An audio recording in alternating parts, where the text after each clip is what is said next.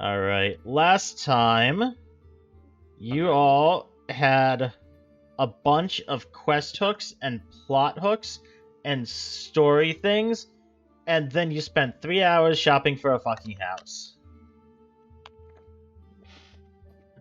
Yes. And none of you apologize for it. I'm just imagining that meme where the guy saying it's like, first time? I was sleeping. You guys... And out of character. Yes, you guys did search around. You have found someplace that I believe you do want to buy. You were getting a quote when we left off for the repairs, is a kind way of phrasing it. Reconstruction of several major parts of the house. Of the house. Tavern, whatever. Tavern, yeah.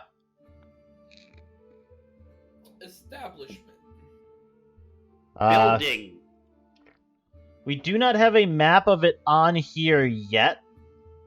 How is that coming, Taylor?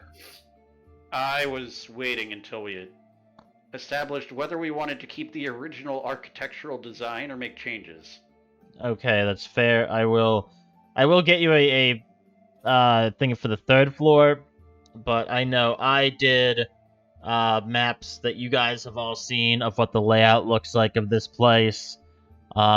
Taylor then went and put it all into fucking CAD. What can I say? Gotta look in my brain. I had to do it. It's a very, very large building. It is incredibly much larger than I expected from the initial description. I cannot emphasize enough how much larger it is than I initially thought. And we're getting it for a steal of a deal.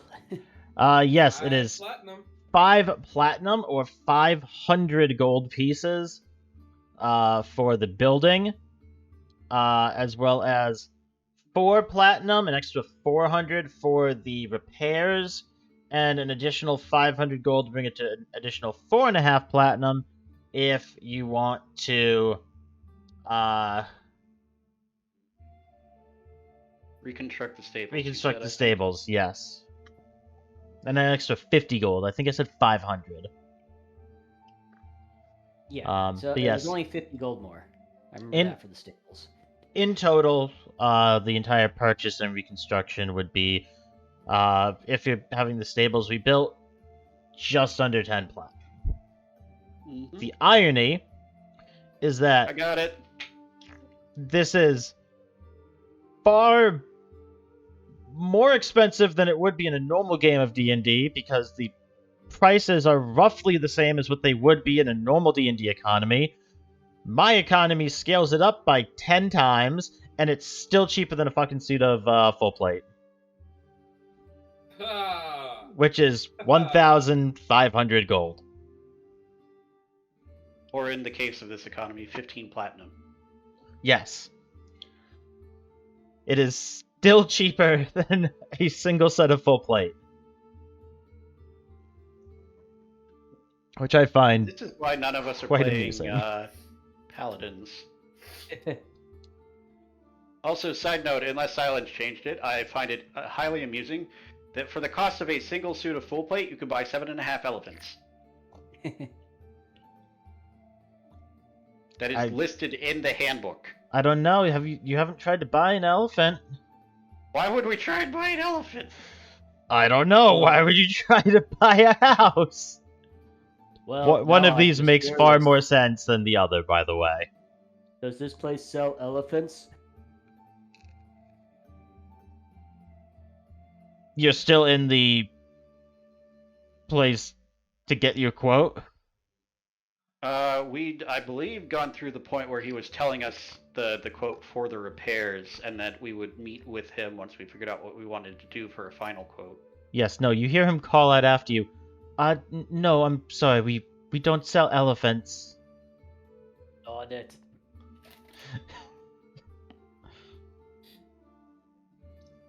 I don't want to buy an elephant, I just like to use them as a bench price for how expensive things are.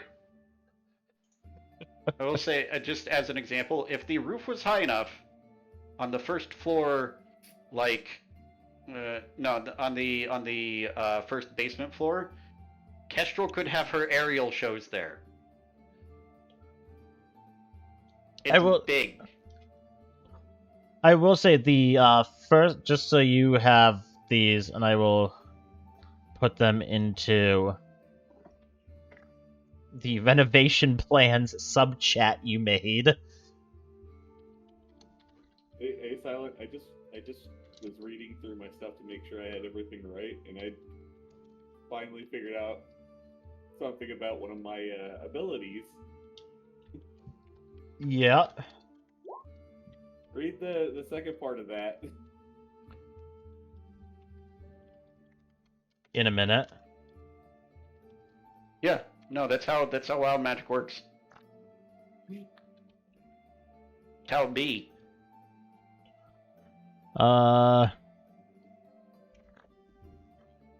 Gain advantage on one attack roll, ability check, or saving throw. Once you do so, you must finish a long rest before you can use it again. Yup. Anytime before you regain the use of this feature, the DM can have you roll in the Wild Magic Surge table immediately after you cast a sorcerer spell, first level or higher. You then regain the use. Yes. Yup. And now you have a way to screw with us.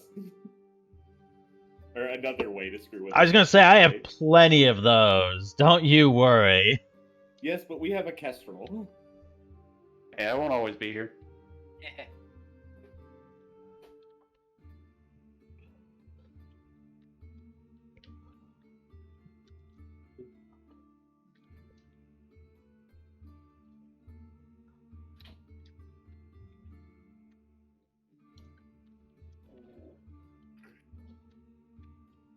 I just had a thought. In light of the fact that there is mind control magic in this universe, what would you guys do if Kestrel went rogue? Die. Probably party wipe. Join her. Yeah, okay, that's fair. I was gonna say, TPK is probably the most reasonable assumption. Because if I take control of Kestrel's character, I am having Kestrel fly 600 feet into the sky and shoot everyone. As you do. Yes. By the way, just so you have it for reference, I put the heights of the ceilings on for each floor into the chat. Finicky.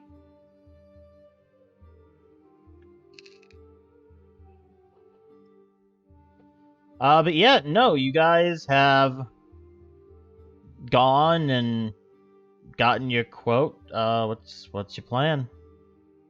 Let's go ahead and get it. Yes, first step is purchase the house, knowing that we can afford the repairs without bankrupting ourselves. Current plan is, as far as I'm aware, use the basement floors as sort of a base of operations for ourselves. Get the main structure rebuilt, and then either run it as a tavern or as some sort of combination inn, shop, whatever. I don't remember what name I gave this dude.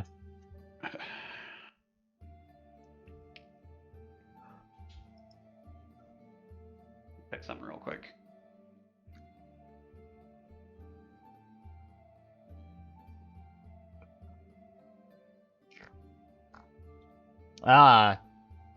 His name was John Conwell. Thank you for your note page, Dan.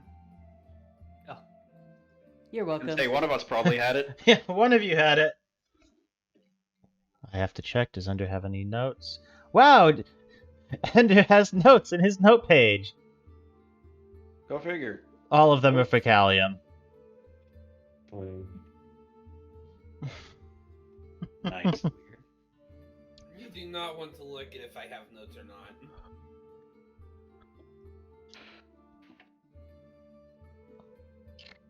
Jacob has a name and then another name that is misspelled.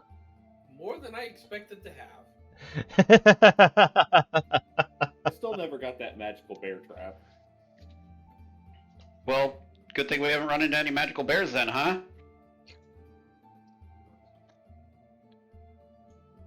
But there is gonna be a person looking for Callium soon. Oh I yeah. have a good bit of notes about the Yonti gods. Puny god. I have more notes about the Yonti gods than I do about any other individual. Oh my god. I thought it was going to be important for some reason. The note-taking habits of an eclectic group of nerds. It could be later. Who knows? No, I'm talking about our situation right now. We're discussing the note-taking habits of an eclectic group of nerds. Oh yes, no, that is in fact what we are doing currently. What are all of you doing in-game, though? Well, presumably, we want to go back and purchase the house. Then we want to tell the people to work on the reconstruction, Okay. Well, John did And tell then you we- he was going to be back in the tavern down the street. Yep. Mhm. Which would be the next day. Also, I believe he said he would meet us like same time next day, but in the tavern down the street. Believe so.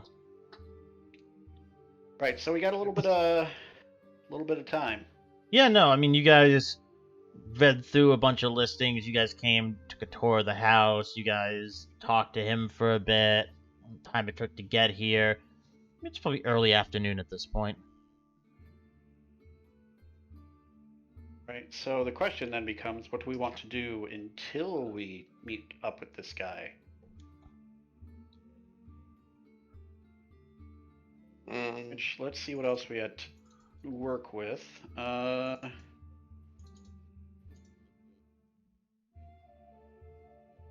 got enough money for all this, and then I've got that, those, potions.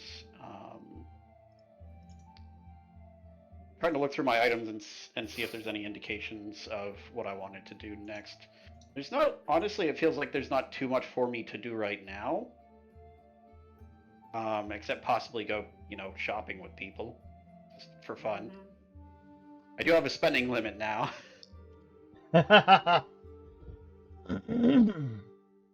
Oh, really? Corland has hide to tan. Yeah, I have a spending limit because I have to keep it enough that under enough that I have 9.5 platinum to buy and repair the house. But that still gives me like at least just over 4 platinum worth of wiggle room anyway. So Yeah, because that's totally not a lot. God bless you. bless you. Sold. Right. Hey, So I've got again. Stop Ooh. blessing me, I'm allergic to... Hey! holy. You're allergic to cats? No, he's allergic to holy. That's what I was gonna say. Oh, okay. Let me look at my notes, see if there's anything I want from there. That might be. We've still got the commission from Raziel, given that he had quite a bit of Ankylosaur and Pteranodon parts. You do not have commission with him.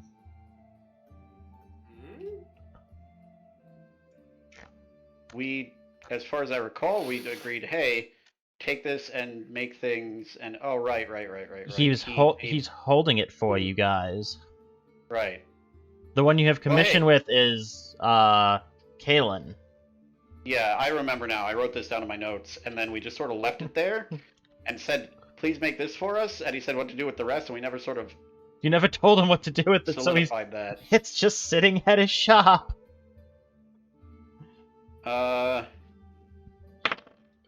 Use Cavern, Ooh. Tasha.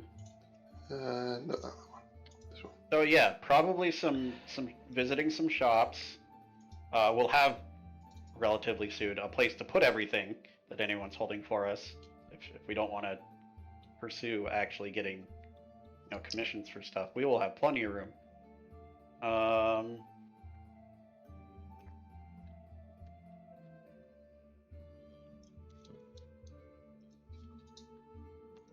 I'd already get my dress and tassels from Githis before we left.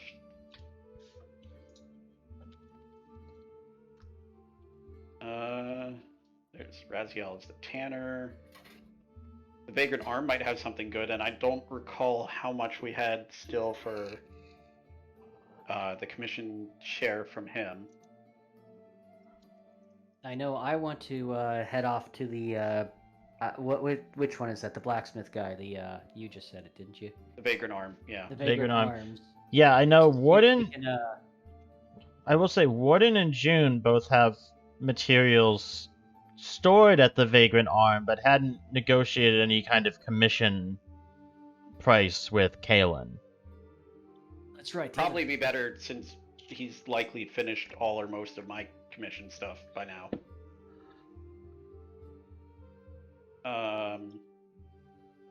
Oh, because we keep forgetting. Alte, do you want to try and figure out how to summon a familiar? I need the components. Yes. Which is one of the reasons I hate messing with the economy. As borked as the basic economy in D&D is, spell components that cost money screw up anyone's attempts to try and change things. 10 gold. You need 10 gold worth of materials to find a familiar. Yes. Do you have 10 Herbs. gold? Yes. Okay, good. Do you want to try and get some backups, like extras, in case, like, your familiar dies or you need it to be a different form?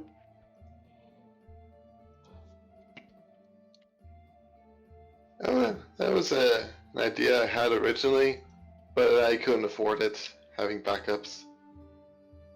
Well, it might At be the really time. good to have now. We can definitely afford it if you need help with the funds. Let's see.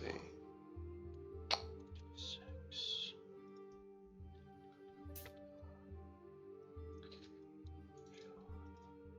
Alright. You can find myself 30 gold worth of components.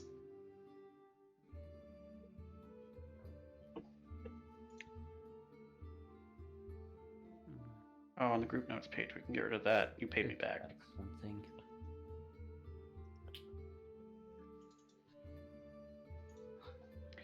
Oh, yeah, it feels like there's not a huge amount of... What else? Hearing the...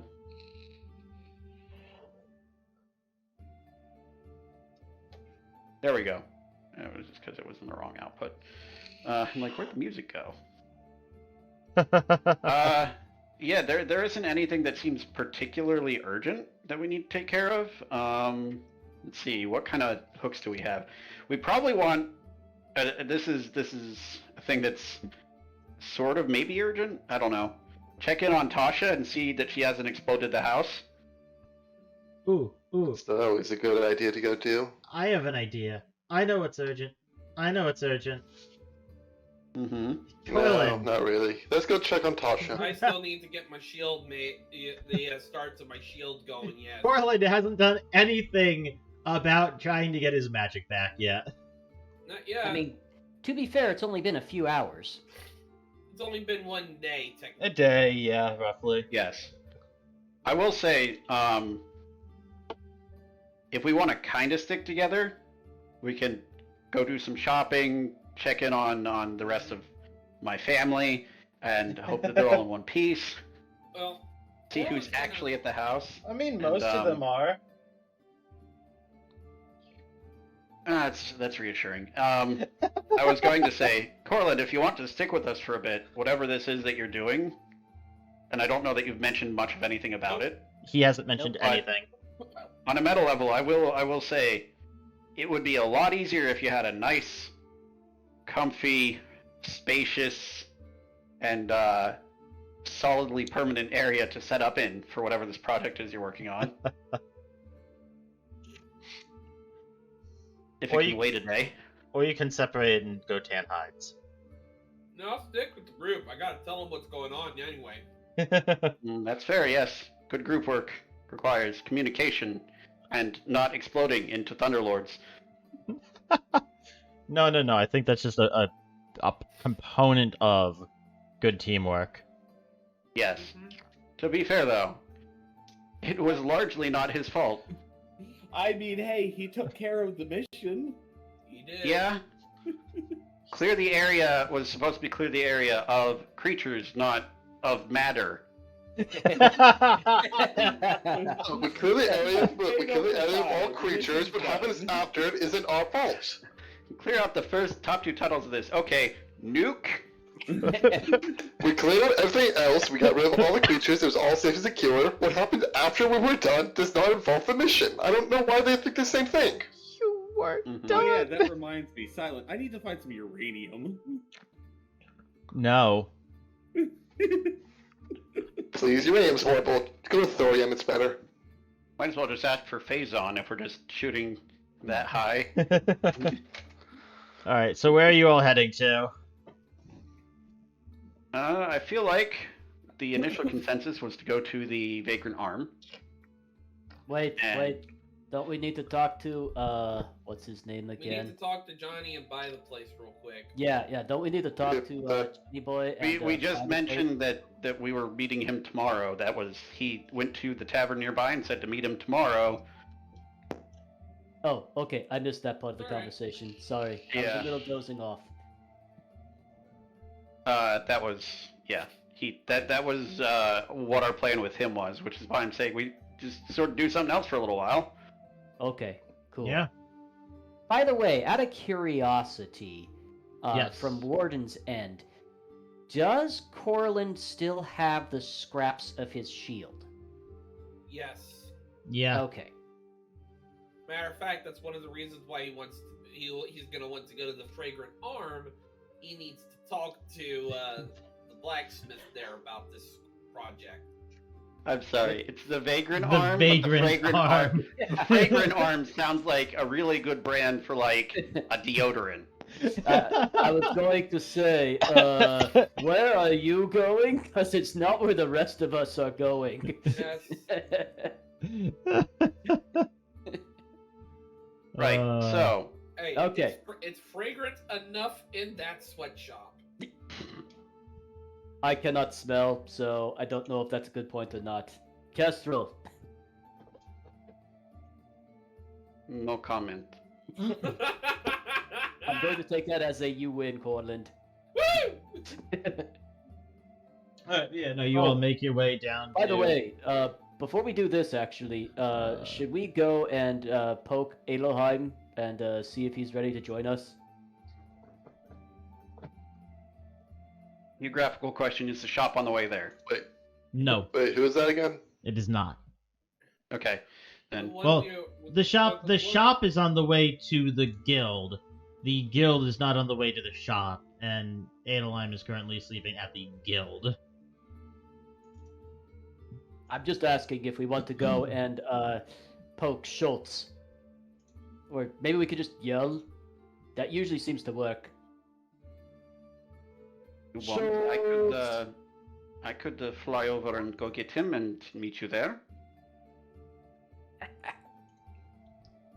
I mean, does anybody else have a problem with that? Aside from Corland, I mean. Yeah. Rather him not be around, but okay. Okay, make that 2 votes nay. I'm a little confused to what's I was going under on the now. impression that he was going to be with us on our next mission. At least that is what I understood from Kipsy. I mean, we should probably see if he's got anything he wants to get as well. So, I would say fly over and let him know at least. That way there he can choose what he wants to do. Alright, I will meet all of you there with either him in tow or not. Either way.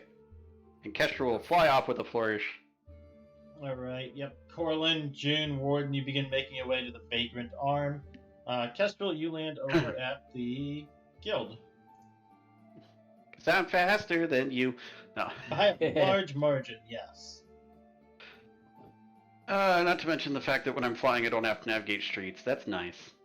Hmm? Wish I could do that Also- in real life. Accurate. Be like, screw you ground people. whew, straight line. I will go and attempt to find and/or wake up Adleheim. Yeah, easy enough. You inquire at the front desk. They tell you what room he's in. They're aware that Kipsy had sent him to assist you guys.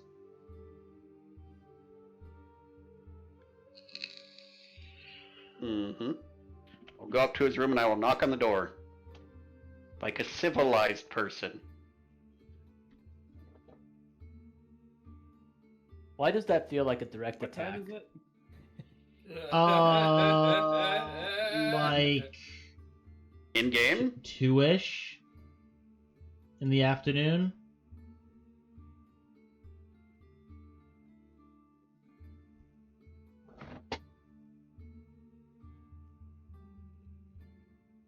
I'm just thinking how I want to do this. Oh no. Yeah. Preferably This- Now Kestrel dies. Inside. without a meme. You understand that is not possible the way we're going here. I was going to say the best we can probably hope for is that he doesn't surprise Kestrel because after some recent happenings, her reflexes are a little trigger happy. Her reflexes lean towards shoot, and then don't ask questions and fly away and shoot. You If missed only a shoot. My brain wasn't half dead right now. My brain keeps telling me to say Callium. Nope, you're Adleheim. You are your JoJo meme. Callium blew up. Callium became the current problem, in a matter of speaking. So, was he not? No. Ooh. Shots fired. It was super effective. Right, anyway. I knock and I wait, and do I hear an answer or fanfare or just... You know what? I got 3 options. The dice is gonna decide. Oh god, no. Why? He's really leaning into that chaos side of the wild magic sorcerer barbarian. Adleheim's gonna bust through the door as flamboyantly as possible, going, "Good morning, world!" I appreciate your enthusiasm, but your fashion and your entrance need work. Come with me. Wow! I love that. Wow, that's just shot straight the fuck down. It's very Kestrel. Yeah, Oh, yeah, God, that it is. is Argue. perfectly Kestrel. Be glad I rolled 2. 3 was teleporting onto the other side of the door. Wow. All right, continue with the. That wouldn't have gotten him shot. Come with me. I believe that Kipsy has assigned you to our group, for lack of a better term. Well, sounds just dandy. Please don't ever say dandy again. He will probably say dandy again. We need a cosmic background sorcerer so that you can be a space dandy. He's a dandy guy in space. Alright, the others are going over to the Vagrant Arm to see about some equipment and possibly some shopping. You slept in quite a bit. You missed... feels like quite a bit at this point, really. We are going to be attempting to purchase a more permanent base of operations for our little team, and if you're going to be working with us, then I would at least like to know your input and have you familiar with the situation. But come, we can walk and talk while we go to the store, to the blacksmith. Oh boy. All right. Well, yeah, you both make your way over to the Vagrant Arm to meet up with Corland, June, and Warden. Did you guys have anything you wanted to discuss on your way over there. Hey, Corland, is that your former shield? I meant Kestrel and Yeah. Adleheim, but go ahead. Oh, sorry. All Yeah, good. we can. Continue. You go, and then we'll go, and then we'll Yeah. meet up. Continue. Sorry. Somehow I misunderstood what the GM was trying to say. Never happens. Nope. Yeah,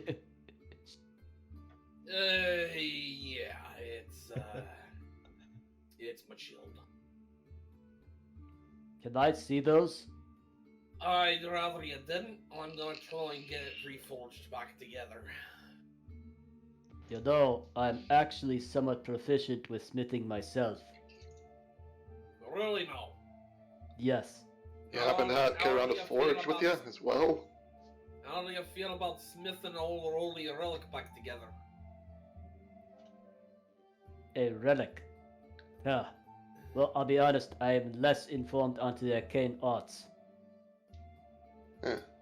What kind of relic is it? I'm kind of waiting until Yeah. we're back together again, but there's something I got to let everybody know.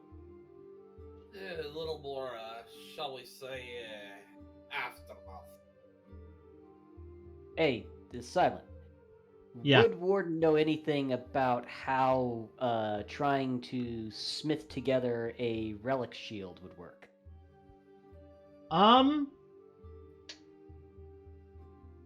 Take a look at Warden's sheet real quick.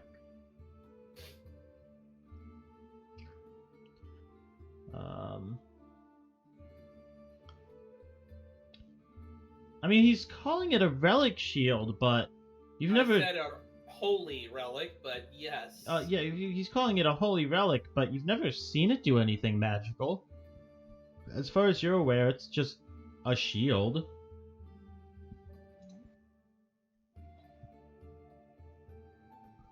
As for, you know what?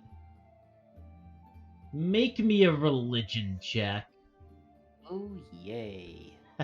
You're minus Something I- 1. Religion. Something I am sure I'm going to do perfectly fine on. Yeah, make me a religion check. Hey! Say in 14 before back nat to that 20. You know, you haven't personally smithed any holy or religious items, but you are aware that they exist. You've, seen them, some very magical ones, especially in this when you were still active in the Cybernet Empire. Corland's shield seems more mundane than those, if nothing else. But you would need more clarification from him on specifically like what it is, what it does, what deity it's to.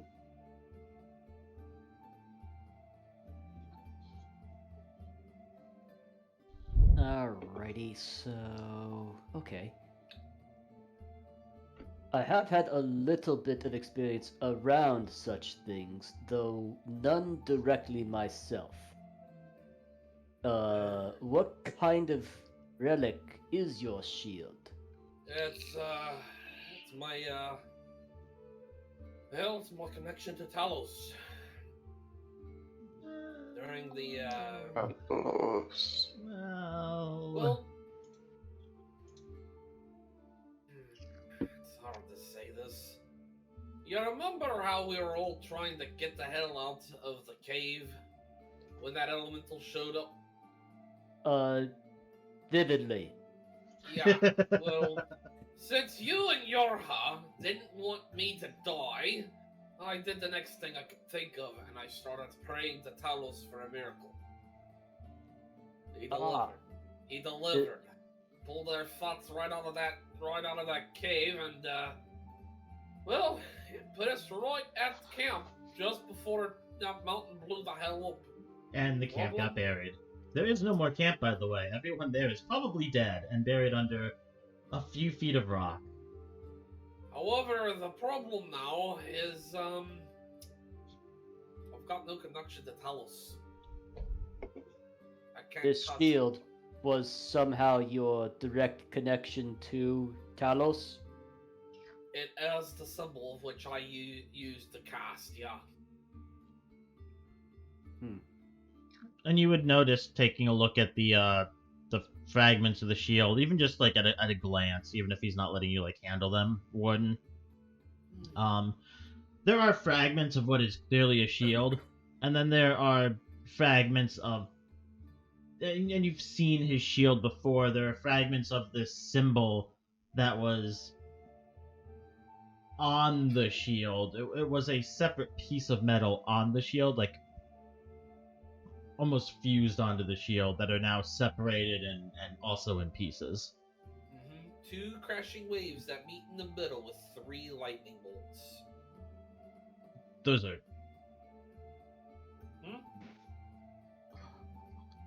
your symbol. The symbol on your shield previously was 3 lightning bolts spreading out from a center point. Yeah, that's right. And now the new one I've been tasked to make is adding those waves. It did not have the lightning bolt. It was just the waves. Oh, Ooh, interesting. could have sworn it had the lightning bolts, not the waves. I know it had the waves. Oh, well. Actually, It's all good. I was listening Storm to the Lord. YouTube channel for the episode. I cheated. See, Silent, some of us do watch. Good. I don't. That I makes don't. me I prefer sad. being confused all the time. I prefer being confused all the time. And I despise my own voice with passion, so I can't listen to any recordings I'm in. I had it written down somewhere.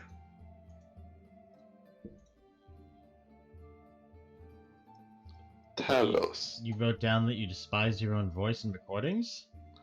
No, I have notes of something else I was looking at because I thought, hey, that was something I wrote down. Where did I put that? Ah, that makes more sense. Was.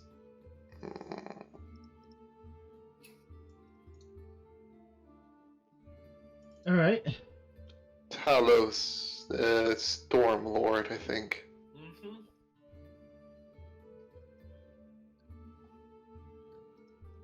I never actually bothered asking about that before, have I? Nope. Huh. Nope. Insert obligatory. Skyrim belongs to the Nords. Oh, God. I was trying not to racist. go that route, but it ended up going that route. Yeah. And then God we of War, introduced storms. alcohol to the game. Ooh, Kipsy. And Corland became just a very short Nord.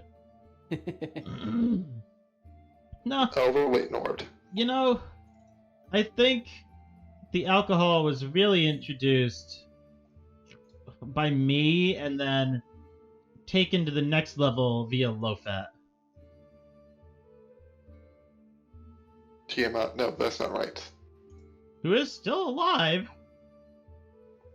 Just doing Yeah, what off doing his business. Off the He's- background. he's just doing what he's in temporary retirement. He's not even permanently retired. He's just off. Yeah, he just went off to buy alcohol, then travel around and sell it again. Yeah. Now, out of curiosity, Silent, would Uh-huh. Warden know that focusing items are not necessarily strictly arcane in nature? Make me intelligence. Just a Check. straight up intelligence. Straight Alright. intelligence, yeah. 12. Okay.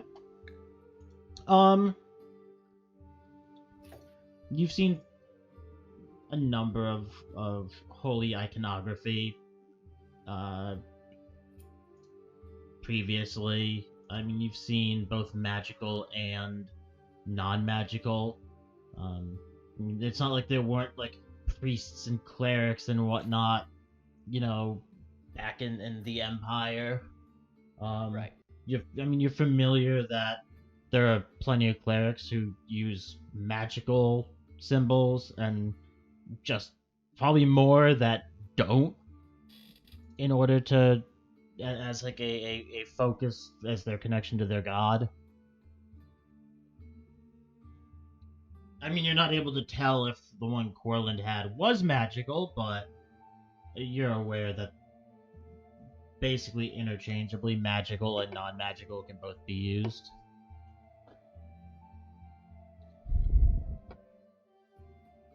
Anyway. If that answered what you were asking. Yeah. Okay.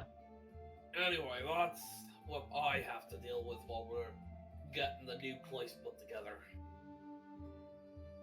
We go on many missions. Best y'all got out of me is a big ol' hammer. This shield, your... Well, no, you said it was your direct connection. So this is what you would use in many cases to have the flow of your god's power to aid you in battle, right? Yeah. That's correct. I might be able to help with that, actually. As long as it itself is not necessarily arcane in its construction. It wasn't exactly a magical thing, just, well, my symbol. I mean, true, I don't have my own smelting and or smithery, but I mean, Actually, isn't there a public shop area for people here? I thought I remember hearing something about that. Actually, that might be something we could bring up about the stables. It's like if there's an open spot there, we might be able to convert it where you and I can work on smithing and leatherworking together.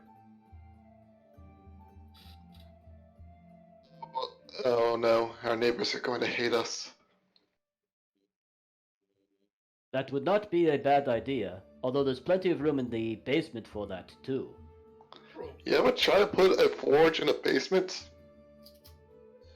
Yeah, I mean, have you ever played Skyrim? I don't understand how those go together, but okay. That's where the forge is in the Skyrim house.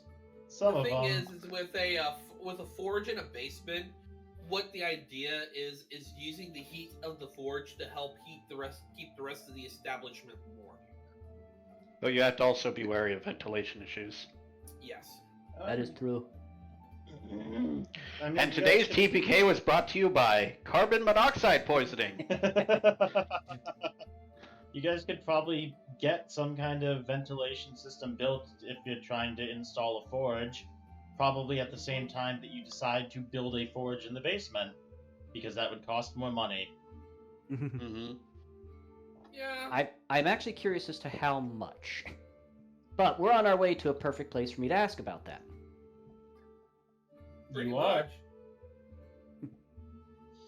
And with that, we're gonna hop over to Kestrel and Adleheim on their way to the Vagrant Arm. If there's anything you want to talk about, you can go ahead and talk about it. If not, let me know, and we'll fast forward to when you all get there. So, I do not think we were properly introduced, at least not very thoroughly. Kestrel, I know that you're called Adleheim, but what caused you to become an adventurer? Sorry, I was young. Yeah. Ender, what caused Adleheim to become an adventurer?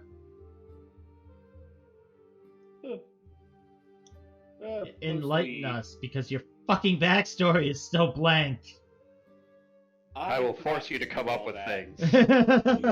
I've already come up with something. I've just gotta put it in. Uh-huh. You said last week, 2 weeks ago. 4 weeks ago, actually. Fuck you!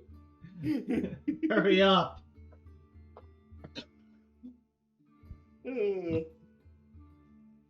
Or the darkness that you didn't know you had in your past will catch up to you. Not really Hello, darkness. my old friend.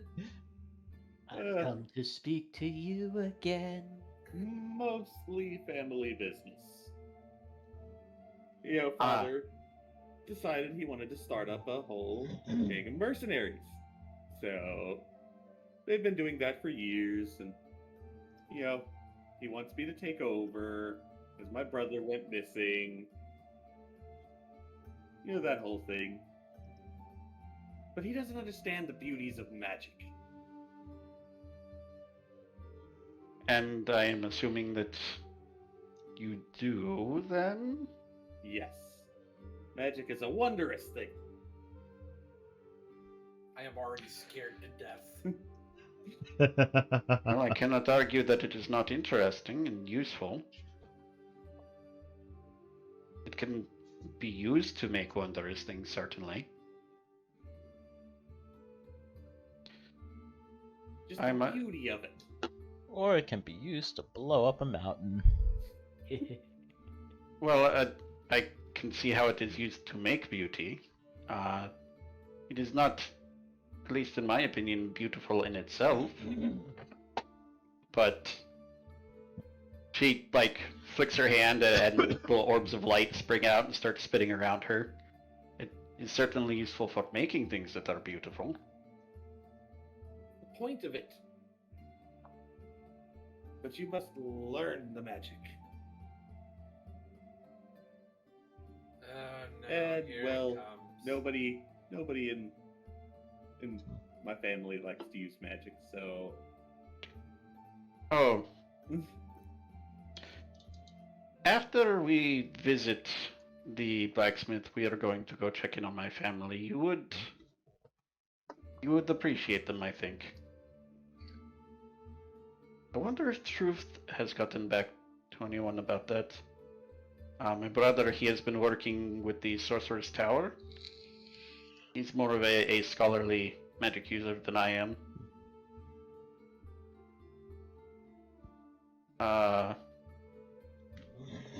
Honestly, very, very wrapped up in the theory of things. But we haven't heard from him in a bit. Also, fair warning, my mother recently suffered from a magical backlash incident during some sort of thing that she was working on for the governor.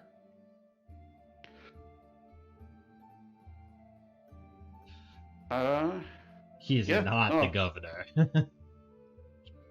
Well, as far as she knows, that's who her mom works for usually. The city lord? The city lord, that's what I meant. She typically works for the lord of the city, working. I think she said recently she was doing some research with devices using elementals. She's a conjurer. Fair warning. I mean, hey, sounds interesting enough. Right.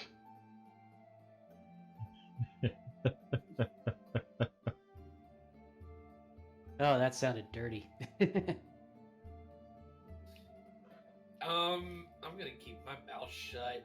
I'm gonna keep my mouth shut. I don't know about what you two are talking about. I'm laughing at the fact that Adleheim is a sorcerer saying it sounds interesting.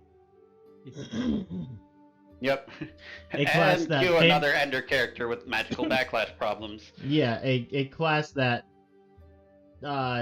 traditionally doesn't study anything about magic. Unless You don't we have learn to about not the world study, of it's their just own. not how they get their power. Exactly. Oh, well. I I- think... I will say, Ender, looking at your character sheet, I like your flaw. Yes.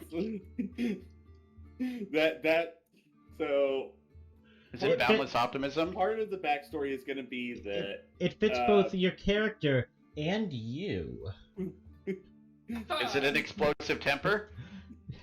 No, it's overconfidence in his magic. Oh yeah, no, that works. That works. but, It's very sorcerer-like. I like it. what part of the backstory that I have written up that I just gotta put in there, or thought up, not really written up, is Adleheim's father decided that he needed to send Adleheim off to find his long-lost brother.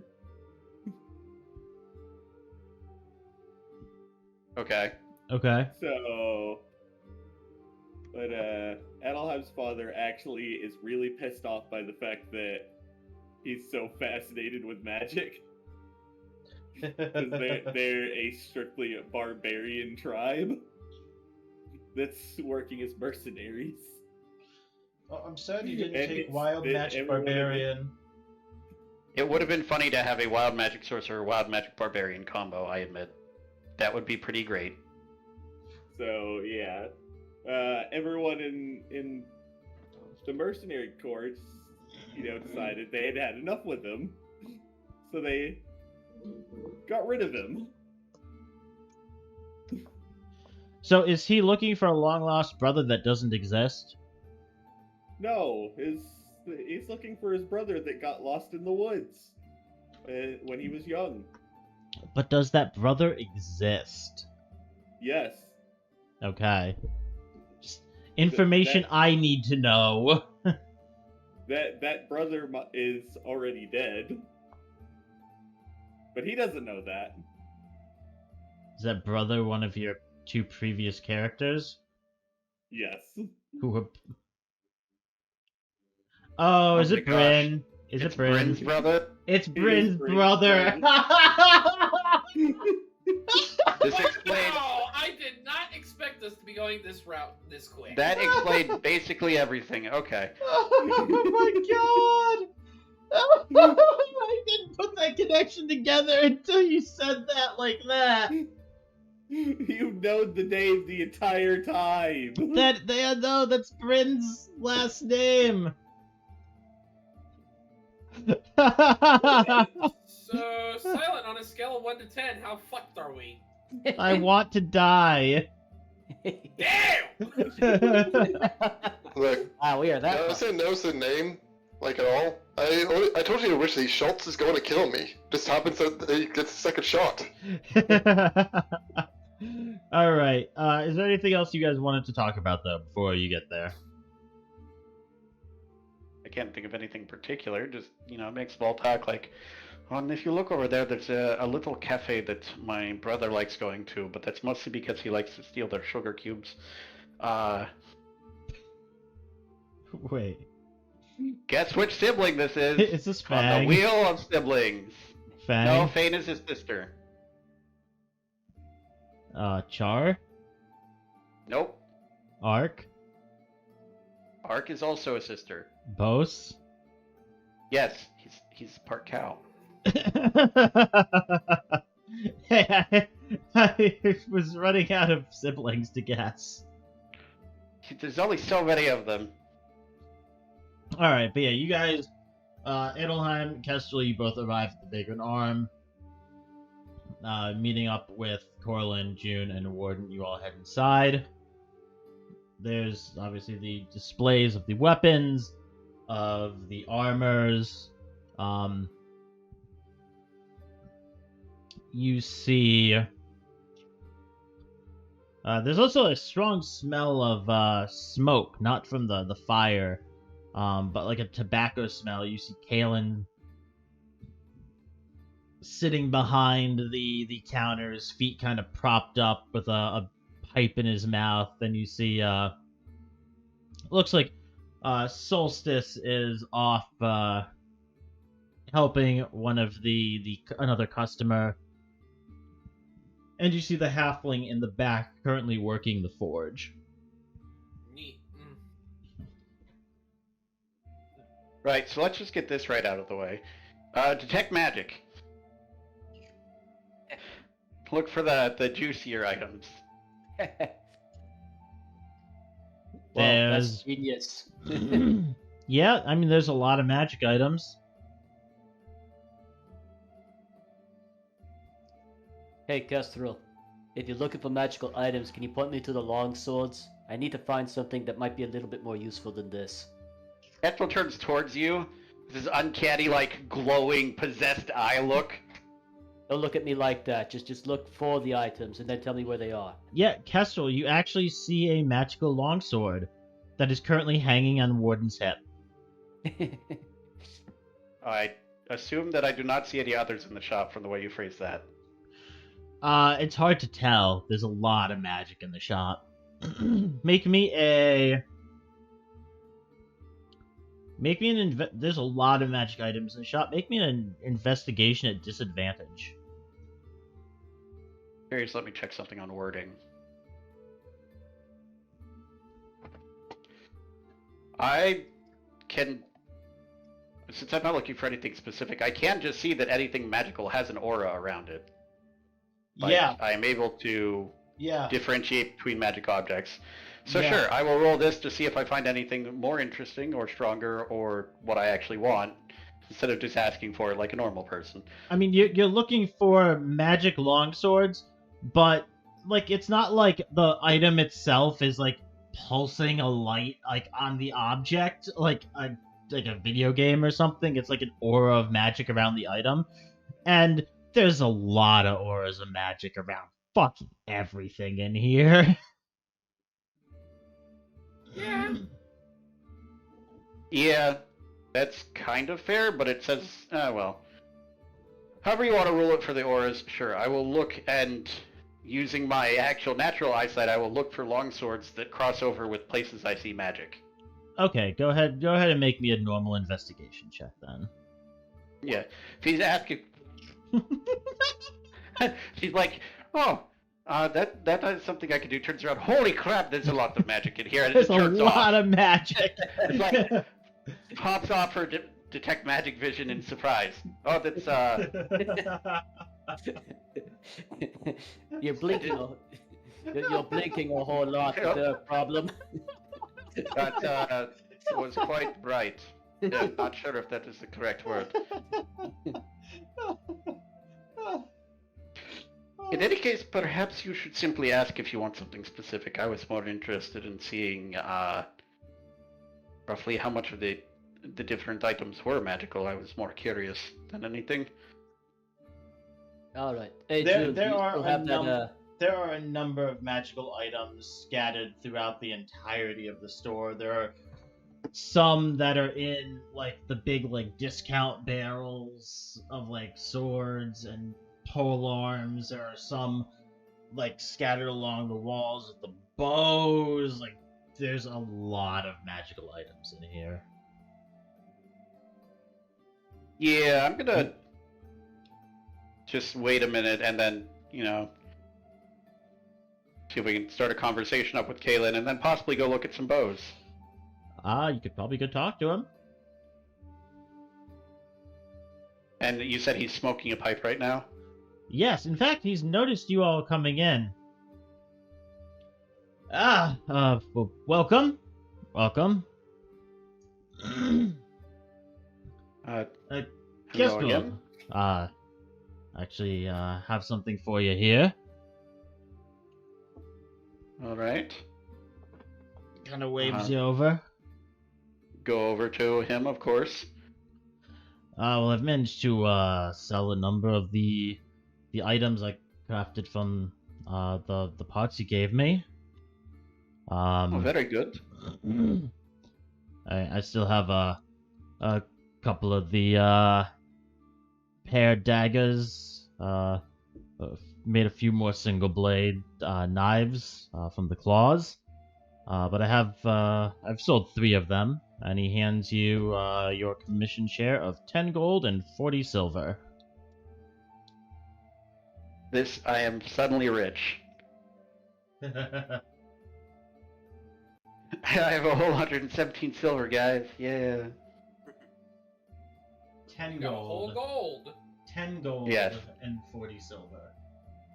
Yep. But now I have more than 100 silver in silver. Yeah. Okay. Well.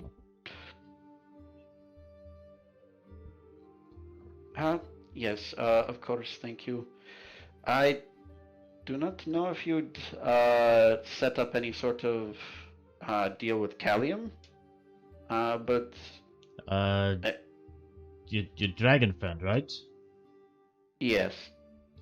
I don't see him here, but no, he hadn't given me anything.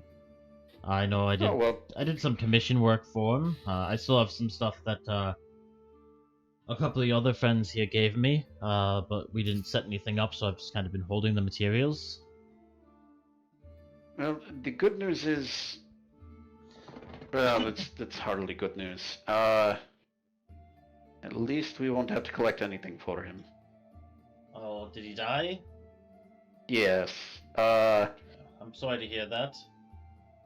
It was an unfortunate series of events. Quite explosive.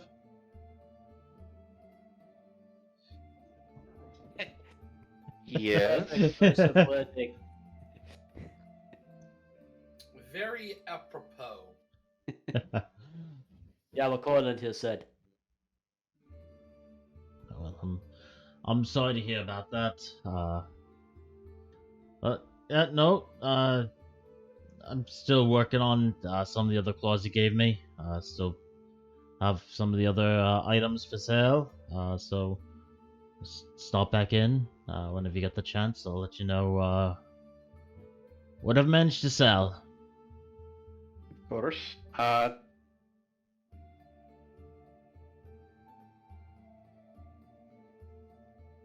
think your masked friend over there gave me a claw, and your hooded friend over there gave me a couple of plates of some kind of creature or another. I still got those in the back, but I just have them come talk to me if they want to set something up. Oh, believe me, I'm getting to that. Yes. I think, well, they figured that out. I am going to browse among the bows. Okay. Go ahead and make me another investigation check as you browse the bows. Not an at what? Not an at what? Not a, okay, that's much better. Much better, yes. That's much better, yes. Okay. As I squintily magic vision my way through the bow section.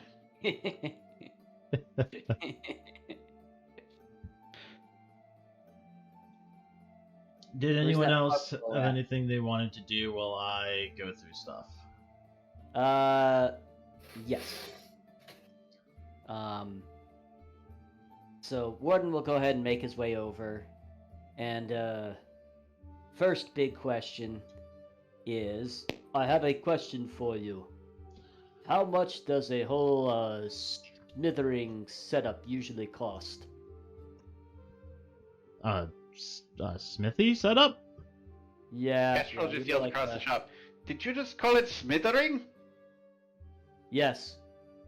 Yes. A smelty, a smeltery, Smelty. anvil, a couple of tools. That is not smithering. That's not even a word. Smelting? It's totally a word. Kestrel looks really frustrated and goes back to the bows. There's no winning. Never has been, never will be. Best she can do is insult everyone as much as possible. And then sometimes you just make it so that nothing she says could be worse than your existence. I mean, it depends on where you're looking to set it up. I mean, how many forges you want? What types of metal you want them to be able to melt down? What kind of temperatures you want them to be able to reach? Any additional things you might need? What's the difference between the high end and the low end? Or I should perhaps more specify, what is the high end and what is the low end? I mean, if you're just looking for a basic furnace, something that can smelt some of the lower end metals, an anvil, basic setup, looking at a couple platinum. If you're looking for something fancier, something with more gadgets and doohickeys and better furnace, bigger setup, you could be looking at anywhere from from 80 platinum to 200 platinum. Oh, that's a bit steeper than I was expecting. And other ones we'd be saving quite a bit before to set that up before. Yeah, but you can I still... missed the important part of this. What was this a quote for? Forge. Setting up a forge and leatherworking type of thing up at the new place we're built set. This is for a forge. This is specifically for a forge, yes. The good thing about leatherworking, you don't need a lot to set up leatherworking. Well, it's interesting that the tools are so expensive. It's my thought. I think it's also the forge itself is the more expensive part, really. It's a lot of mostly stone the work, forge everything. itself, depending on what you want the forge lined with, what kind of temperatures you want it to be able to reach. Oh. Yeah, that's true. Material and would be more important for any sort of high-end smithing. Yeah. I mean, if you're looking for something like what I have set up here, probably about 20 platinum. Okay. Interesting. Thank you. The next question is actually to do with those plates. I'm looking to get something made for a companion of mine. Is there anybody else besides us? What do we have here now? 5 in the shop? And Callan. Yeah, there's Callan, sorry. Kalen, and there's the half of the male halfling who's currently at the back working on the forge at the moment. There's Solstice, the female tabaxi, who is currently helping another customer, and there's like 2 or 3 other customers kind of perusing around at the moment. Okay. You remember my friend Jorha? I showed him to you once when I first came here. Yeah? He's grown quite a bit in the past 3 days. That seems oddly specific, but okay. Yes. So I would like to see about getting him measured for basically a suit of armor for him. But I'm a little nervous about popping him out right here. Well, I mean, how much large has he gotten? I'd say about the size of a lion. Outside It's might be bigger than best. me. Outside might be best.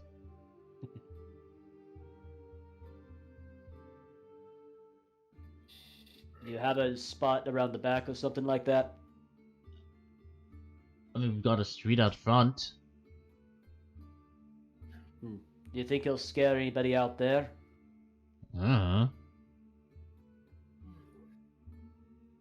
Yeah, probably worth it.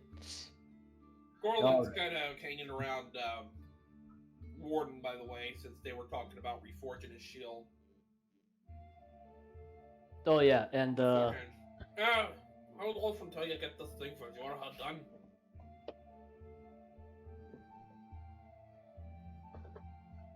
Sounds like you have some other stuff you want to go over, but sure, let's head out front and take a look. all right. So I'll step outside and I'll look around and kind of wait for the crowd to like not be that heavy, and then I'll go ahead and summon Jorha. It's really busy on this street. Ah, jeez. Well, I'm sure this is going to freak somebody out, but what the hell? Jorha. Jorha will just kind of like almost materialize from stepping out of almost nothing in front of Kalen. Oh, Just you like want sit nice and pretty. you want kidding? He's got quite a lot bigger. I did tell you. So But what's yes, this is the same Jorha. what were you looking to have done? You know those plates I gave you? I'm hoping to get some armor made for this guy. Either out of those or out of metal. I'm not quite certain which is going to be necessarily cheaper. Or more effective. To be honest, the plate you gave me a couple of plates, but you did give him 2 of the Cruthed plates. Yes. They're not quite gonna be big enough for armor. I certainly forged something. Got measurements. Kind of taking a look. Kind of trying to size Jorha up. Oh, he's very well behaved. Don't worry. And no, I mean he'll- like sizing him up, like Oh, okay. He's already. size. Okay. Well, I'd still let Jorha know to just sit nice and pretty to let Kalen take any measurements he needs. Probably But I looking couldn't. roughly 600-700 gold. 6-7 plat. Okay. All right. Maybe That's- cheaper if you're looking for something that's not quite as durable. Or all encompassing. Yeah, or just like armor for Jorha. Now, out of curiosity, because Jorha's, I'm asking this from a metagaming perspective, if you will. Yeah. Jorha's already got a AC of 18. What would the bonuses, or what would the armor actually be giving him? Would it just be pretty much the same thing, or? Let me take a look at Jorha's sheet here really quick.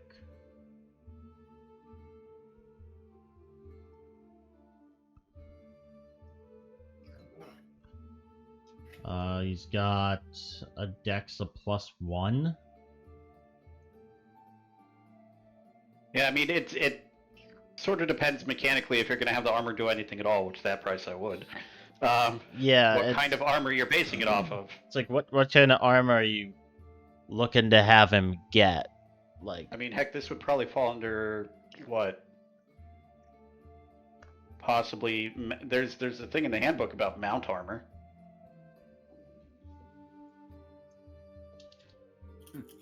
If we want to know either to use it or just for like a comparison. Yeah,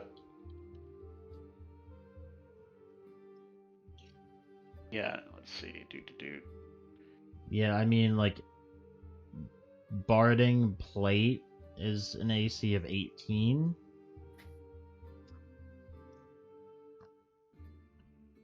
I'd say because it's Jorha, you could probably fashion some, like...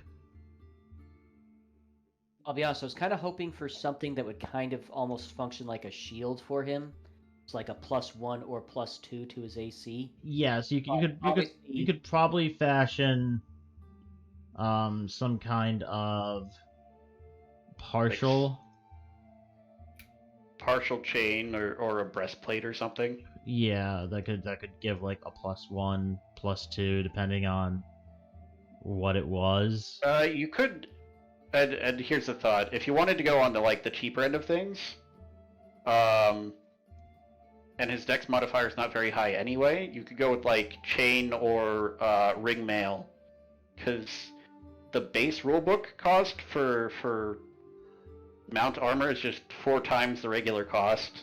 Obviously, up to Silent how he wants to rule that, but like full-on plate or half plate is going to be ridiculously expensive. Yeah.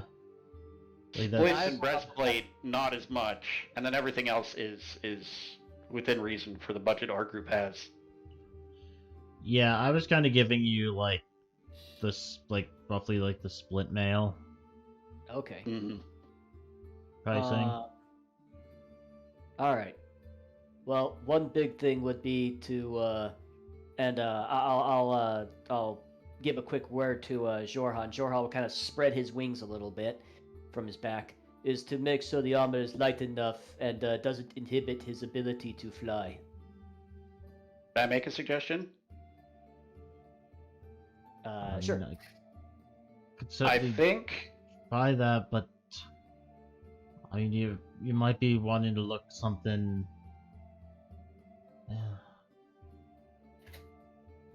I could probably do something chain-based that wouldn't inhibit his flight. Otherwise, you might be looking for something leather. I was going to say, my suggestion mechanically, it seems like what you're looking for would be pretty well served by a chain shirt. changes AC to 13 plus Dex modifier versus whatever natural armor he has. 14 plus bonus, proficiency bonus. Ah, Yeah, that's yeah, I just- don't know then. That's It would probably be, if you're looking for like if he's making you a change like something chain, it'd probably be like partial armor of like +1 to AC. yeah, that would fall more under the partial armor rule that he's already set up. Okay. And how much would that cost? The same, about 800?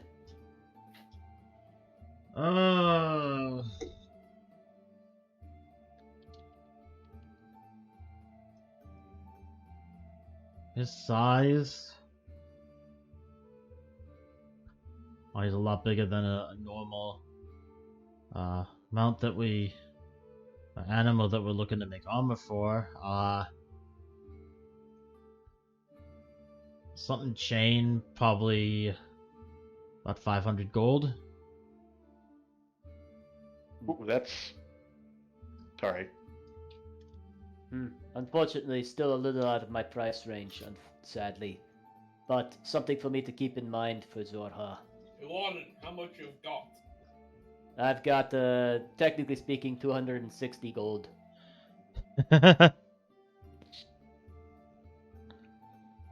Corland's gonna look between Warden and then Jorha. Why still all your ass pulling my dumbass head out of that fucking cave? You know Yeah. that, right, Dragon? Yeah, but even as such, this is something that's going to be a bit of a work in progress, if you will. Forget work in progress. And Corland's gonna pull out the 2 platinum. He's got. We find 50 more gold.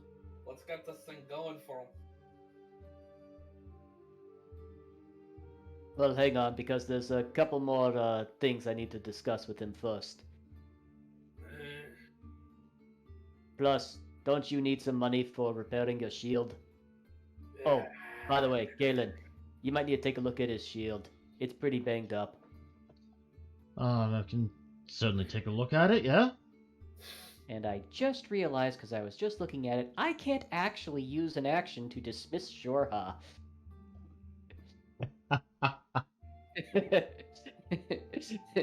Well, shit. By the way, I do want to say during this whole conversation, Corland's just kind of hanging with Jorha and giving him pets. Okay. Jorha seems to appreciate it. I got you. You can bet your ass. I think it's going to be more along the lines of, you can bet your ass. Nope. We've already decided Ken and I still have this voice until I hit my next evolution. That's a weird way to pronounce the word puberty. Wait, you can't understand me. Hey, Warden, can you go ahead and tell him all of this?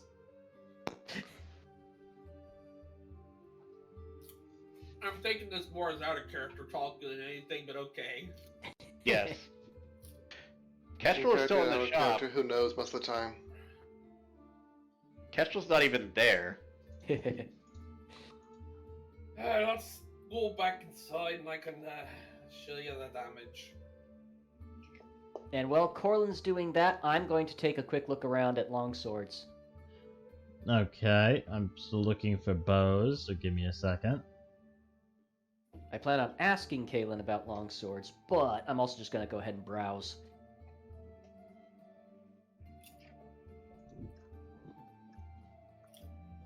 While Corland's doing his thing. You hopping back to Kestrel, you have found 2 magical bows.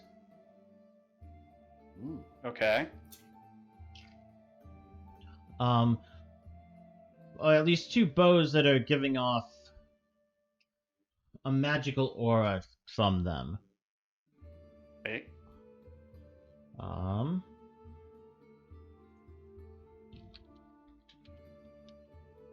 Now the question here is short bows, long bows. Also, what magic? Give me a weapon.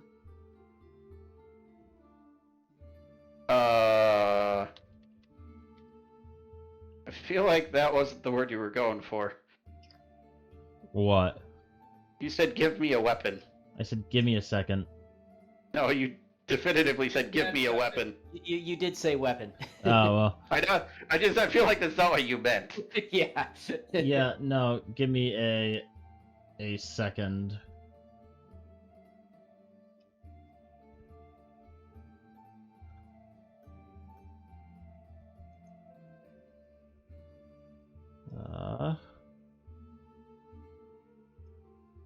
So I want to give you a picture of what they look like.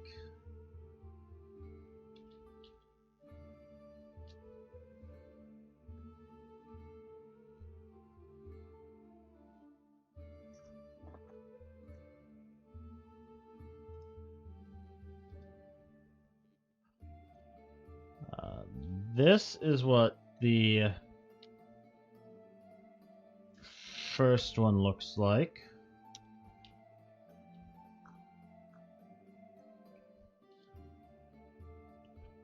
And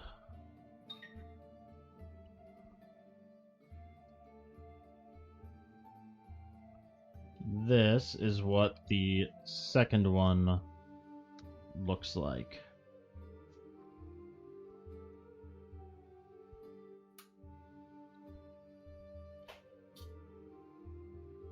Huh. Actually, let me pick a different one for that second one because I want one without a watermark. Medieval archery.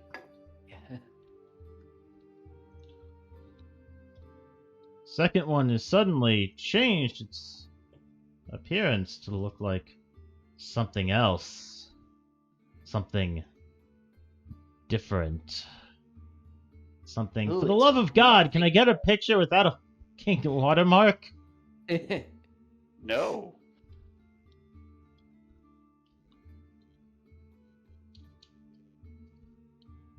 That is what the second one looks like.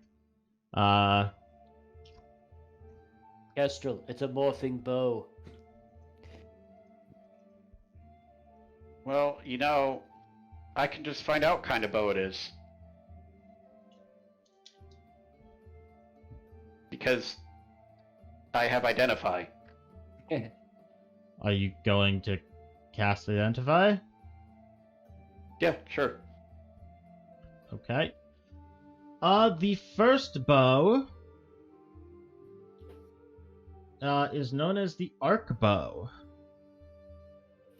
All right.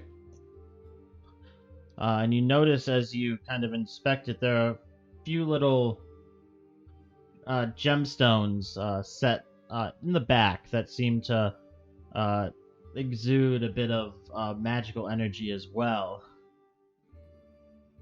There are 6 of them. Actually, I need to roll for how many there are. There are 4 of them. 4 bows? 4 little gems. Ah. That seem to be storing some kind of magical electric energy. Alright.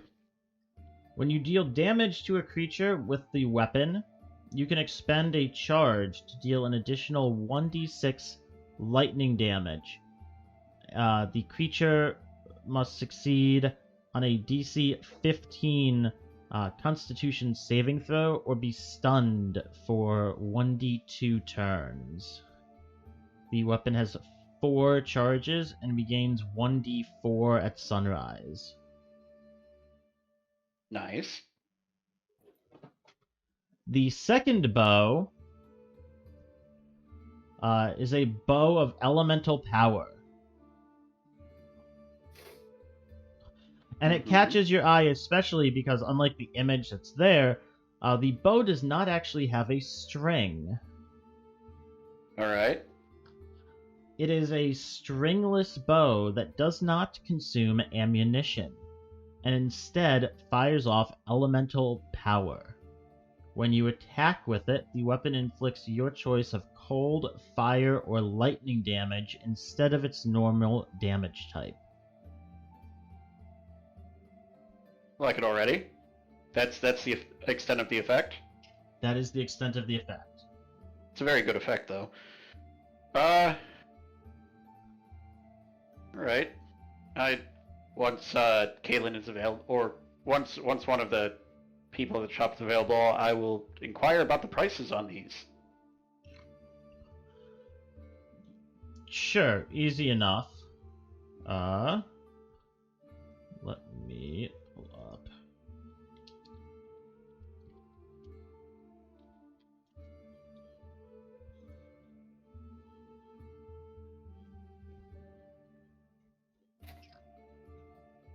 The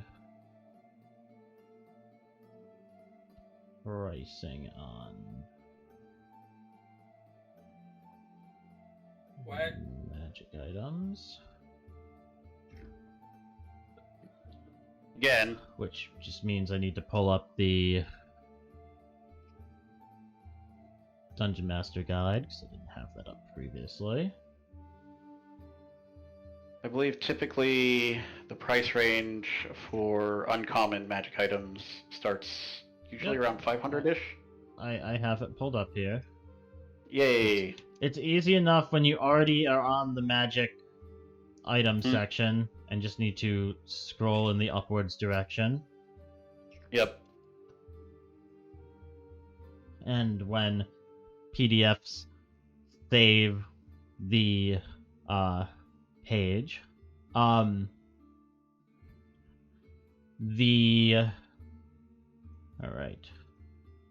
the Bow of Elemental Power Mm-hmm. is priced at 450 gold. Alright. The Arc Bow is priced at 3,500 gold. You can go for the elemental power one. Yeah, that's a bit more reasonable. I honestly, though, Gold for that? that feels unreasonable for that effect, in my opinion, but I'd have to agree. For a the arc bow. bow that every time you hit forces a DC 15 con save or be stunned for 1d turn. 1d2 right, that. I turns. was just thinking of the damage. Yes, that is very worth the money then, yeah. It's a rare magic item. Yeah, no, I forgot about the whole stunning thing. That is nice. It can stun them. You fire a lot of shots. Yeah. I'd run through all the charges in one volley. That's fair. It can Uh, also stun people. right, so let's see. That's Stun is a 4.5 very platinum, strong effect. and I'm already spending 9.5 platinum.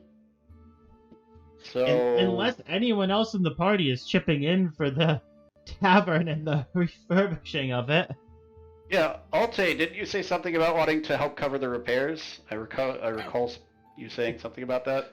Yeah, I'm perfectly happy. Like, I can give you 4 platinum for it. That would be good. I can put that towards the repairs and pull out some of my own funding for the bow, and everything works out. So you're going to be purchasing the Bow of Elemental Power? Yes, indeeder. Alright. I'm just going to take the money for the house and repairs out now, so we don't have to track more. So that brings me up to 16 platinum, which brings me back down to 11.5. Minus 9.5 puts me at 2. Okay. And since I'm not anticipating any combat or anything this session, I'll make you all item sheets for whatever you buy after the session. Add them onto your list so you can see them, etc. You had me at, you do not consume ammunition. Huh, really? Did I'm I? assuming this is a longbow, yes? The arc bow is a short bow. The Bow of Elemental Power is a long bow. Okay, cool. But I feel like you would have taken the arc bow anyways. Well, If you If could I had the money afford it. for it? Yeah, probably. Yeah. If I had the money for it, I'd just buy both. Somehow I'm not surprised. But I don't have that much money. But yes, okay, so I've gotten 4 platinum from Alte to help with the repairs. Got the rest of the cost of the repairs and the house out of my money already, so we don't have to track that anymore, and I don't have to worry about trying to figure out how much money I have left afterwards. Yep. And we're good. I shall have my magical bow of not using arrows, and also incidentally doing elemental damage. I feel really bad that there was literally a bow in the last dungeon and you guys just didn't reach it because someone died and summoned a really fucking strong elemental. It happens. Like, I was like, Taylor's been asking for a magical bow for a long time. Let's put one in the dungeon and see if they find it. And you found the area where it once was intact. I just want something that isn't resisted by non-magical damage. Resistances. Didn't even have to be that strong. This is perfect. Flexibility, utility, and overcoming resistance to non-magical weapons. It's perfect. Corland or Warden, which one of you wanted to go next? Warden, you said you were looking at longswords. Yes. Alright, let's just, to start off, make me an investigation check. Yay! Something else I'm shit at. Oh. Okay. Good to know. That's a nat 20 for me. You pull up one of the swords, and it's actually a lever that opens the panel, and it reveals even more swords. No. Corland. The sword shelf. Those swords have swords inside of them. Swordception all the way down. Go for it, Corland. Your turn. I really like this, but it's really memey. But I'll show it to you anyways. But yes, Corland, you wanted to talk to Kaylin. Yeah. Alright. So, we go back inside, you know. Got a table that we can set this down on. Might be piecing back together a moment. Yeah, no, it's right this way. Kind of takes another look at Jorahar, who's just kind of sitting like a fucking puppy outside the store. Yeah, no, it's fine. Yeah, no, right inside. You walk over to the counter, set down the pieces of your shield. Kind of arrange them where, like, in a, you know, like they're supposed to go back together and whatnot. So, yeah, I either need to get this one repaired and modified, or buy a new shield and modify it.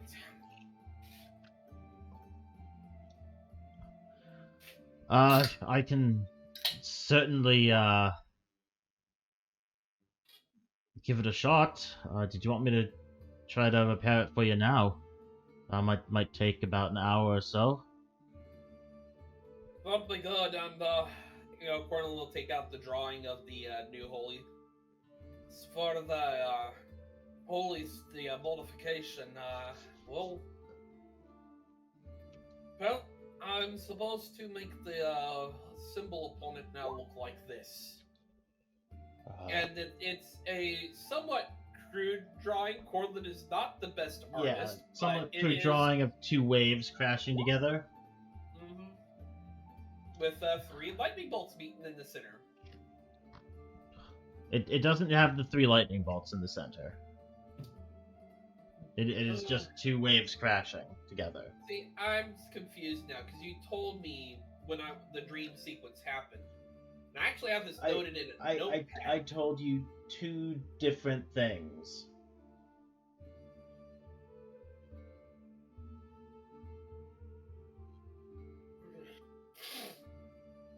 I am very confused because I have this literally written down on a notepad on my PC. That it was 2 waves with 3 lightning bolts. It was never 2 waves with 3 lightning bolts.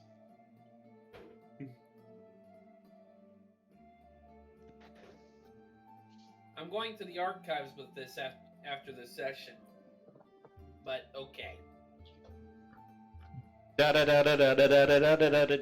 Retcon. It's not even a retcon. It was never both of them simultaneously. Yes, but it's easy enough, even if it was, to just say it's a retcon. Yes. Taylor knows it wasn't both of them simultaneously. So it was either or. After your initial dream ended, you kind of descended into darkness and then found yourself on a platform at water height with the waves crashing around you, and you got the vision in your mind of the new holy symbol of 2 waves crashing against one another. Okay, I guess the old symbol was the 3 lightning bolts then. Okay. Yup. Sorry, I'm looking at the wiki page on this again. Let me send you a snip real quick of what I'm laughing at. Yeah.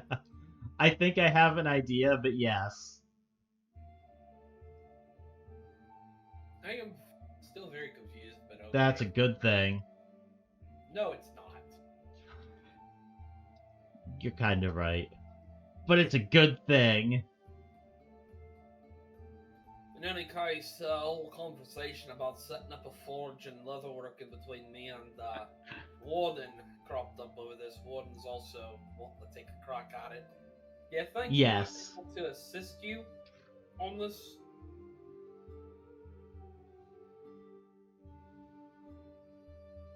I may have distracted Silent while you were talking to him. He kind of did, but that's okay. I basically caught the majority of it. You were something about forging and leatherworking? Pretty much, Corland's just kind of going. See, Warden and I were talking about it on the way here. The whole idea of setting up a forge, where we're about to set up where we're living here soon, came up. That's the reason why I was asking you about the forge stuff, the cost of that. You know, questions the best asked one who's been in the industry for so long. Well respected at that. Well, I mean, I'm not super familiar with leatherworking myself. Yeah, I've got I keep forgetting his name. The one at the leatherworking shop. There's not as much that goes generally into leatherworking.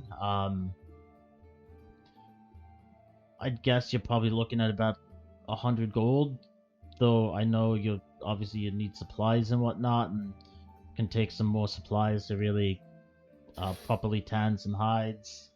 Don't remind me. I'm the leatherworker. He's the smith. It helps that a large number of the products involved in tanning are byproducts of people and or fire. Yes. Fun fact for anyone that didn't know, old tanning recipes started basically when people figured out how to mix pea with ash to make lye. So yeah, you can always take the ashes from the forge and piss in them. I cannot do that. You can't. Corland can. He just needs enough alcohol. Side note, there's a reason tanneries have always been outside of cities. It's the smell. It's the smell. Oh my boy. How much would the repair be? I mean, it's in a number of pieces. For about 50 gold.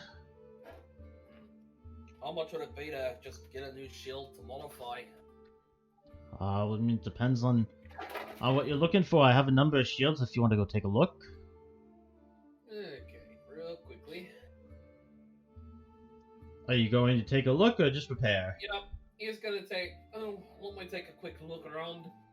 Make me an investigation check. Well, I hop over to Warden. Oh, yay.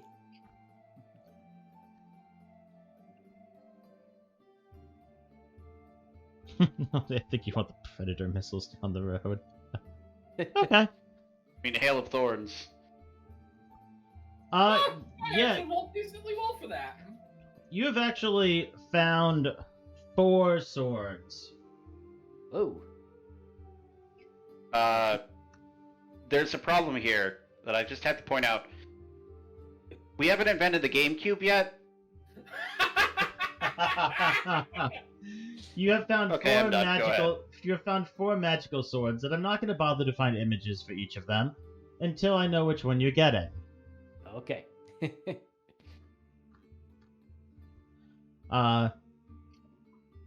After she's done helping the customer she was previously helping, Solstice noticed that you're kind of looking at the swords. Is there anything you needed help with, sir?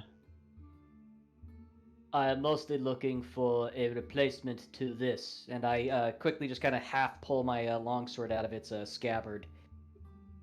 It's not quite as useful for my situation as I would like at the moment, so I need to find preferably a magic sword of some kind or another. Well, I saw you looking at these. These ones are magical. And she shows you the 4 of the different many swords that you were looking over. These are all long swords? These are all long swords. Okay.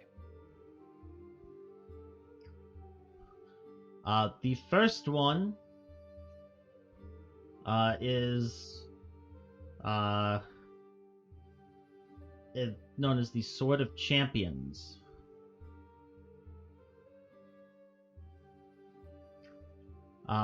It is functionally a +0 longsword.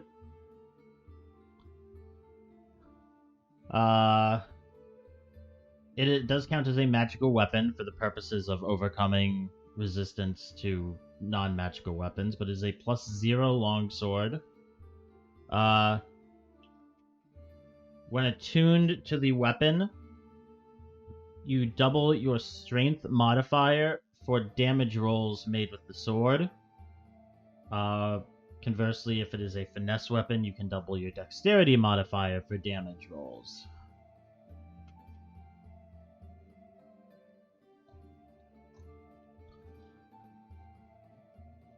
The second one is a slightly more sinister looking blade.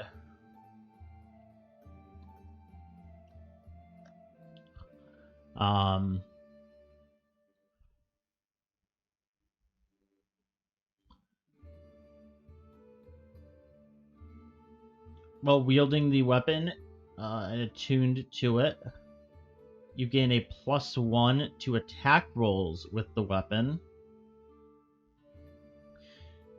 And whenever you successfully land an attack with the weapon, you can roll and expend one of your hit dice, adding that much force damage to the weapon's damage total.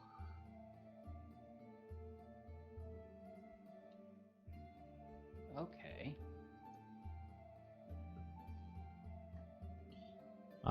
The third one, if you are targeted by a spell attack while holding the weapon, you can use your reaction to use the sword to try to deflect at least some of the attack, and you can add half of your proficiency bonus to your AC against that spell attack. Half of my proficiency bonus, okay. And the fourth one is what I was laughing at earlier. It's kind of a meme sword. It is another more sinister looking blade. When you roll a critical hit with this weapon against a living creature, there is a roar of applause that can be heard up to 300 feet from you, and a number of gold pieces equal to the damage dealt showers the area around you. Oh my gosh, you could learn Payday? Yeah.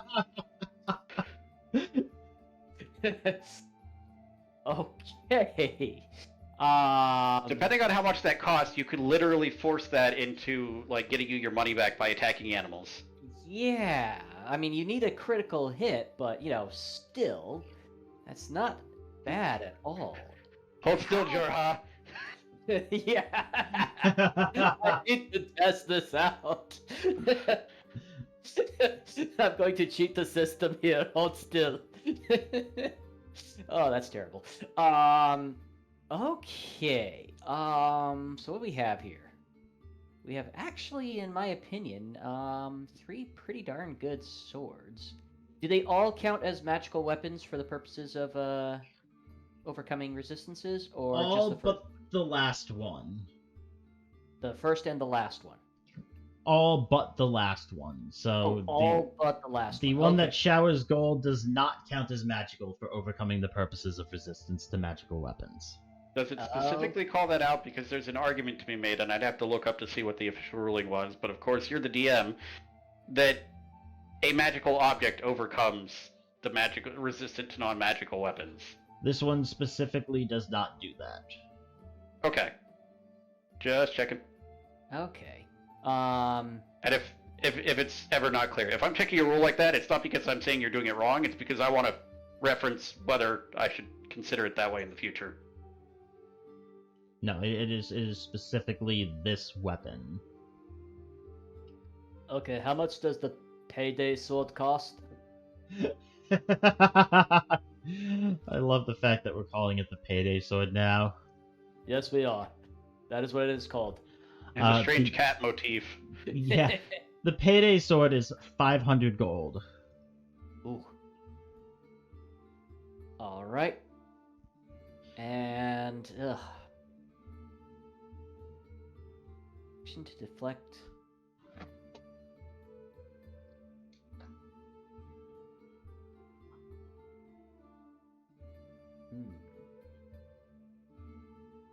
So I'm assuming I expend those hit dice until I take a long rest for the second sword, right? That's how hit dice work, yes. Yeah, okay. I just wanted to make sure that's not like a permanent thing or something. You don't know, you're not attuned to the weapon. But mechanically, spending hit dice doesn't completely get rid of them unless there's a special mechanic for it. If it just says spend hit dice, you're just sacrificing potential healing. Okay. Which, admittedly, is a pretty big drawback. All right. How much do the Warden's asking this. How much do the other 3 swords cost as well? The one that allows you to double your strength or dex modifier for damage rolls. Yeah. Is 300. Okay. The one that lets you expend your hit dice is 450. Okay. And the one that lets you add half of your proficiency bonus to your AC against the spell attack in exchange for your reaction is 200. Okay. So the only one of those that I can actually afford is the proficiency bonus resistance AC thing. Unless you take a loan from I am not your taking another party bank. Hey, I don't have that much. Well, I have Yes, he more than that does. left still. Don't trust what he says. He I don't have definitely does. comparatively as much as I used to, but I'd probably be willing to throw along a little kindness, considering that Kestrel's in a good mood from having had her purchase of a bow expedited by Alte. You can also probably sell your current longsword. Yeah, that's definitely something I will be doing. Out of curiosity, Silent, and Warden's gonna kind of look around, and actually, screw it, he's just gonna ask. By the way, Callium, a couple weeks back now, sold a obsidian short sword. I'm wondering, or 2 of them actually. I'm wondering if you still have one of those, and how much you're selling it for if you do.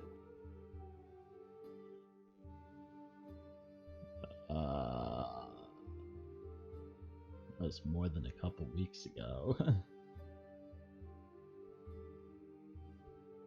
I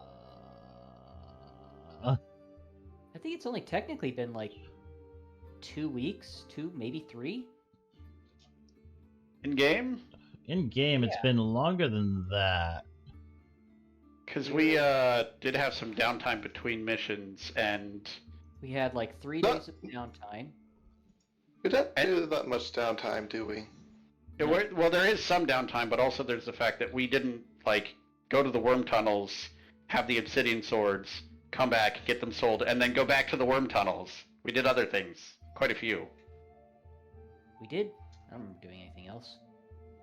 The thought obsidian the- swords. The Obsidian Those Swords were from. picked me up like- at. You also That was did somewhere your else. you also did your sewer investigation, Yep, that was only 2 days. but you had downtime before and downtime after.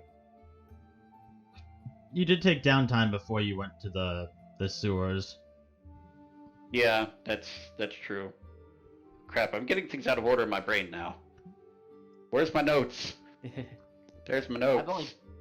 Well, yeah, I guess technically speaking, I've only been together with you guys for 2 events now, basically, or 2 missions now. Technically. I know he sold a couple of them. Oh, you're actually talking to Solstice. I'm not sure about the swords your friend sold. I mean, if they were nicer blades, we move quite a lot of stock, especially on like the weekends. If they were nice swords, there's a good chance they were either sold to another adventurer or possibly to a noble. I apologize. I'm not quite sure. We have a lot of stock. All right. Thank you very much for that. Out of curiosity, how much? And I kind of just unclipped the longsword, the ancestral longsword of charging, from my hip, and scabbard and all. How much would you guys be willing to offer for this? Un momento, por favor. When did you learn to speak Spanish? Although it suits you. Kind of look like you might be from down south.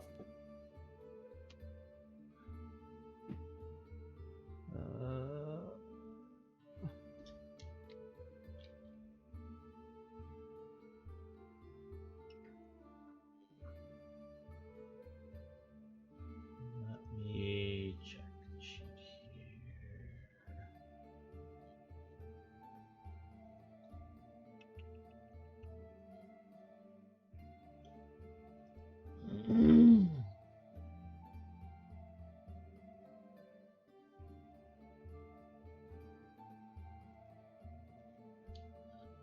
I'd be able to offer you,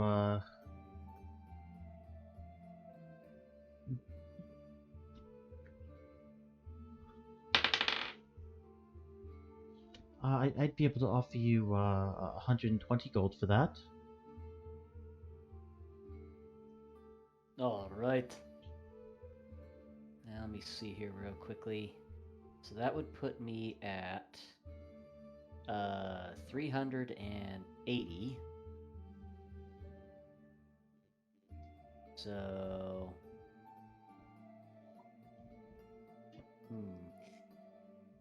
sure. Now we got to think about it. Go ahead and help out Corland some more while I think this over. Okay. Corland, Yes. you're looking at shields. Yup. Why are you looking at shields? I mean, don't make me hurt you. It's does he specific? And this is me curious too. Do you have to reforge the shield, or do you just have to create a new holy symbol? That's the big question, because I don't think that's one of the things I've noted.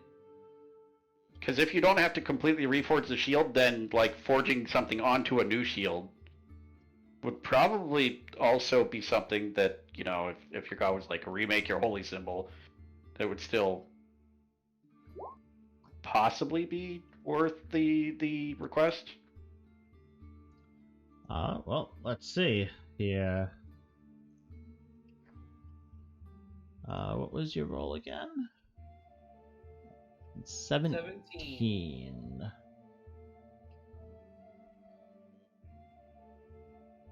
Okay.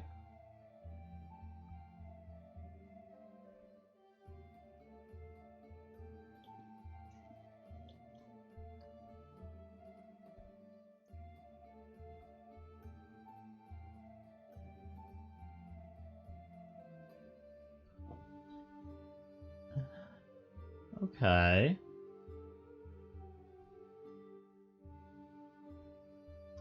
Interesting. I'm a little scared now. He keeps Ah, saying these things. it's fine. Don't believe him. It's fine. I don't He's lying. believe you. Yeah, no, you found a few shields.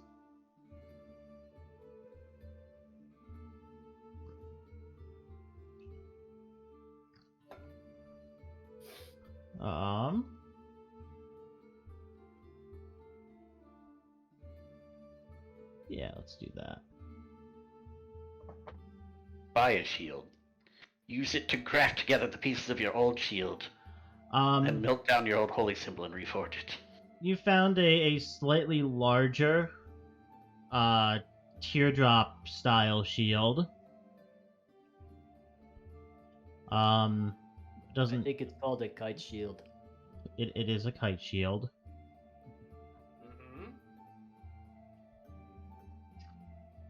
Mm-hmm. Functionally, and I'll just assume that you can talk to Solstice as well, or to Kalen because you were talking with Kalen. This is a kite shield. Functionally, it gives you a +3 to your AC. Mm-hmm. I'll trade you. It is listed as it has two properties. One of them is unwieldy. They were originally designed for use by mounted cavalry, though you can still use them on foot. When an unmounted combatant wields a kite shield, they take a 5-foot movement speed penalty. The implementation of the unwieldy on a shield. They are also designed specifically to protect both a rider and a mount in combat. When a mounted combatant is wielding a kite shield, their mount receives a +2 bonus to armor class. Okay, that might work for building up towards what I'm thinking of as a fighter. Yeah, that sounds damn near perfect. It's gonna be Uh-huh. the most Corland terrifying starts, Pony Corland Rider starts ever. riding around on Jorah. Jorah's got a little extra protection. There is also a seems to be a very large iron shield, Mm-hmm. even bigger than the kite shield you were looking at previously. Good lord. What I think it is. Well, let me read through it really quickly.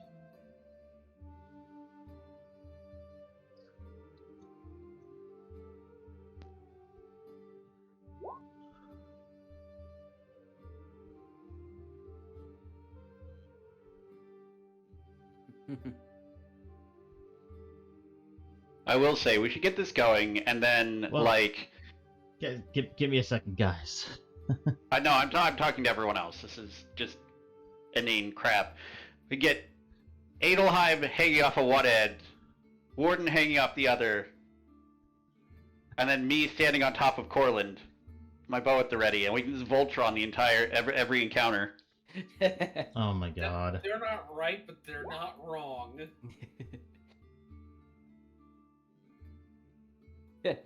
I will form the head. Now that's just completely ain't right. Okay. Functionally, well, this is a tower shield. It gives you a +2 bonus to AC. While wielding the shield, any creature that is within 5 feet of you that you target with some kind of spell or ability, as long as you allow them to, may use a reaction to use your shield as half cover. Oh, no, okay, I understand how this works. Yeah, I apologize. I was misreading this and misunderstanding it. While wielding the shield, creatures within 5 feet of you that you target with something other than the shield may use a reaction to use your shield as half cover against you until the end of your turn if they beat you in a dexterity contest.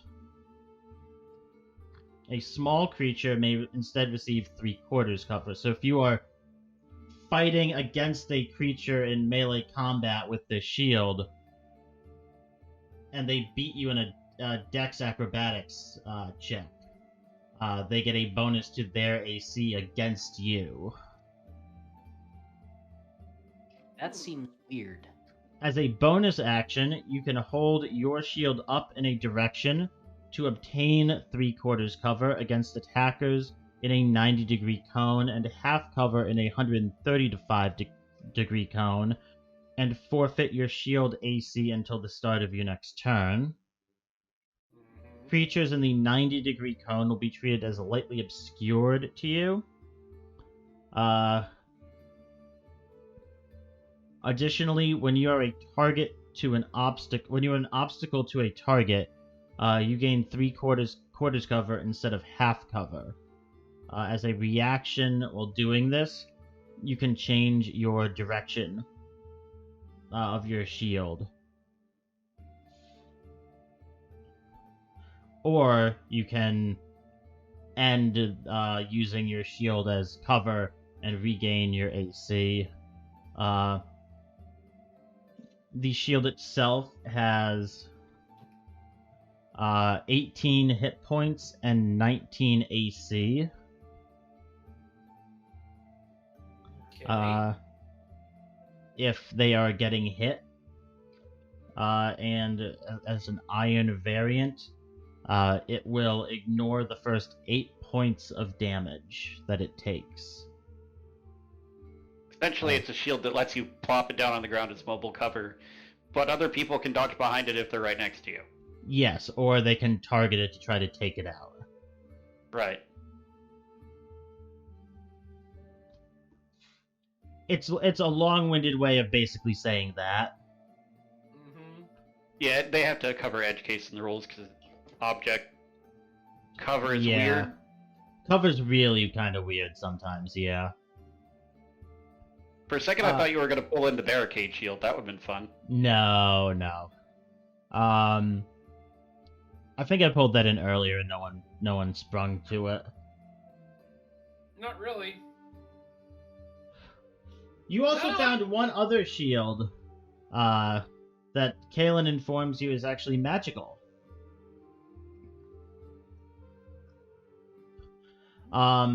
This is a bursting shield. Ooh.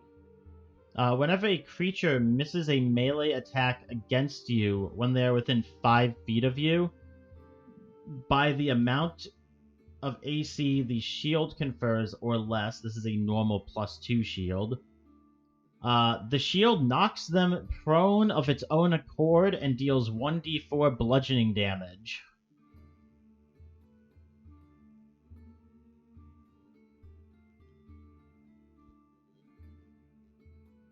Yeah, i.e., if you defend specifically with the shield, you pop them backwards with, like, explosion.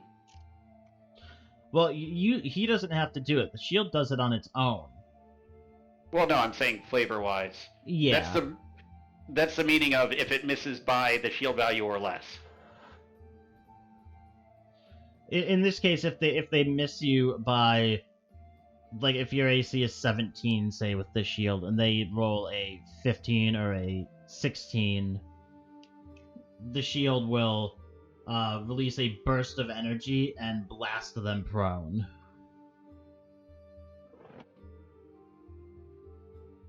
is fun.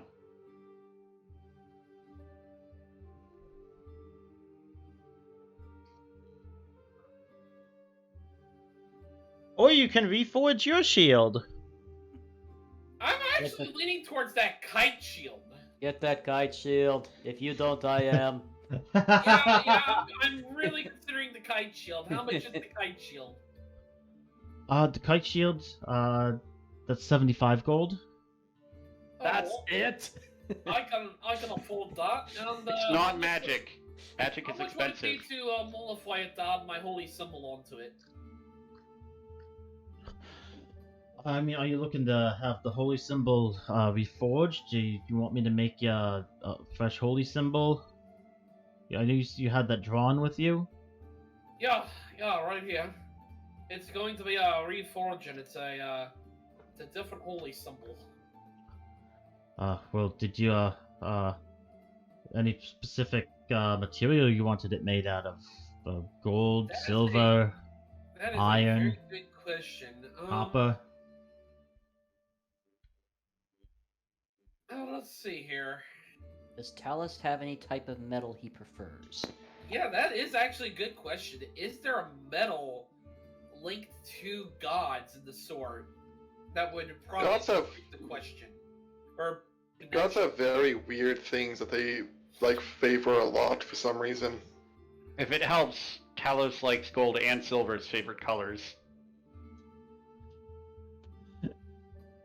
Talos likes gold and silver. Okay, And black. And black.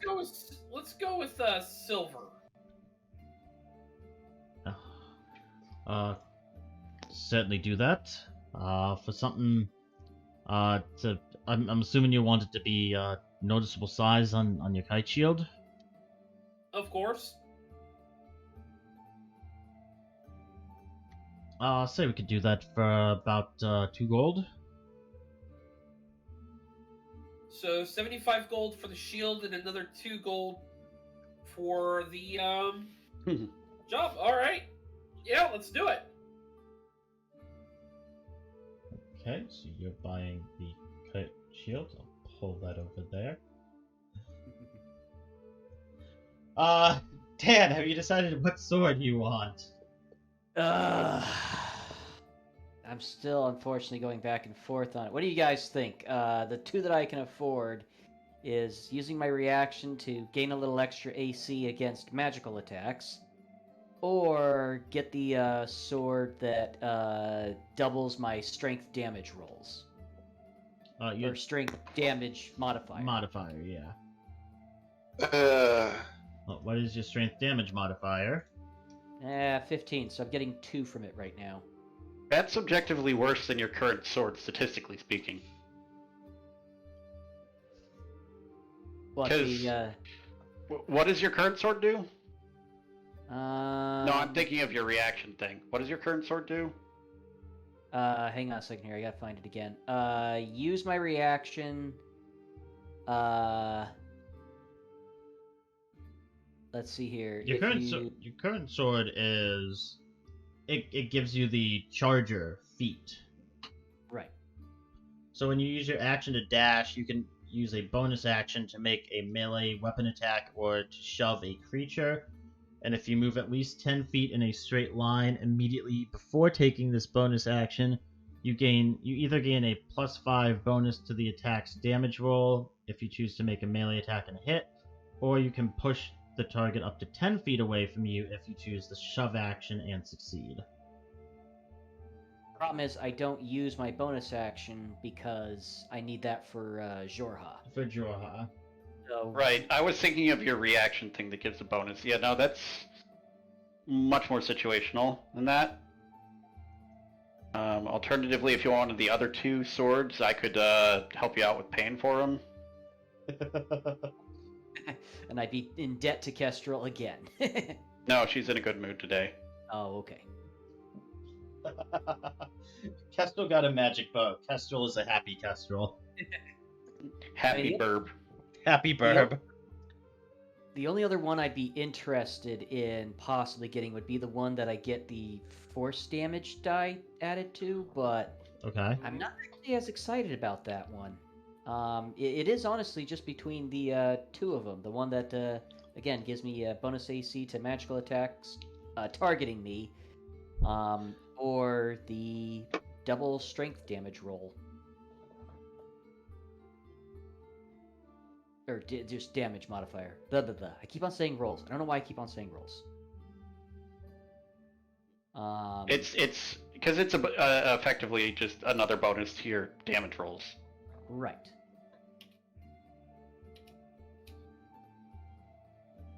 I'm thinking that reaction thing would kind of go towards Warden's whole thing of just being a frickin' tank. But it'd be nice to do a little bit more damage, too. It's up to you. I will say, extra AC against spell attacks is fairly specific. Yeah. We're going up mostly against monsters. Not a lot of magical users at the moment. I will definitely specify that. Yep.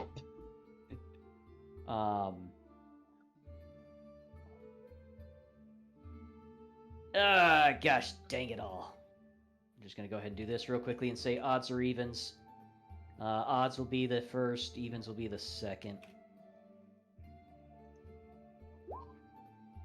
Okay, so I'm gonna go ahead and take the longsword. I'm sorry, the double strength damage modifier.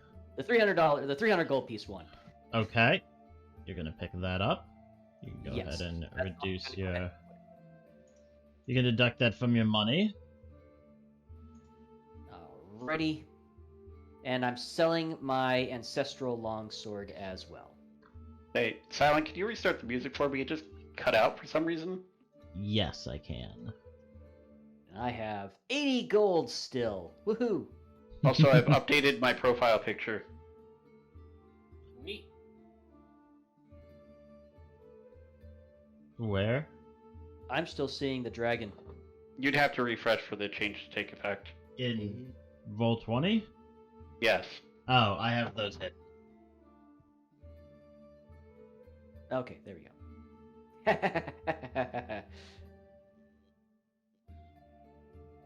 Okay. Is there anything that June or Adleheim was looking for? I mean, Adleheim was gonna look for some armor to wear. Okay. Barbarian? / sorcerer? What? What type of armor were you looking for?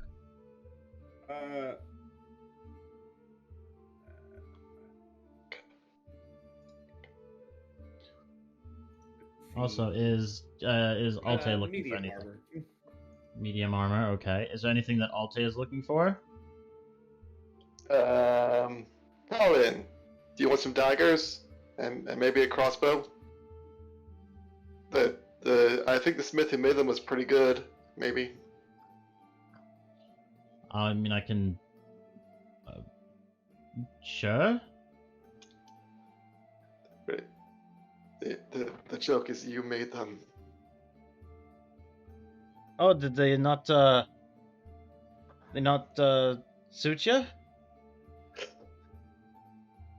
Something like that. Some stuff came up. I kind of can't really use them. It's fine. Kept them in pretty good condition. Yeah, no, sure. What were you looking to sell? Yeah. Pair of T-Rex claw daggers. I really do love the shape of them, though.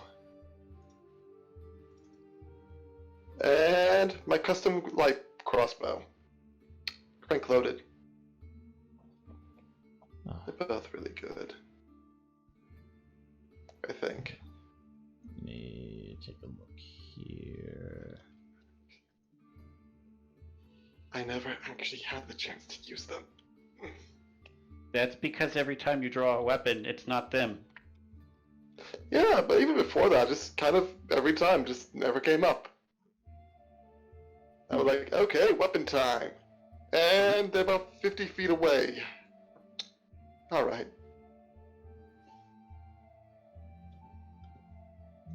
Let me take a look. New magic item, Ring of Fire Detection. Common ring, requires attunement. Wearer can use this ring to detect fire. Range touch. I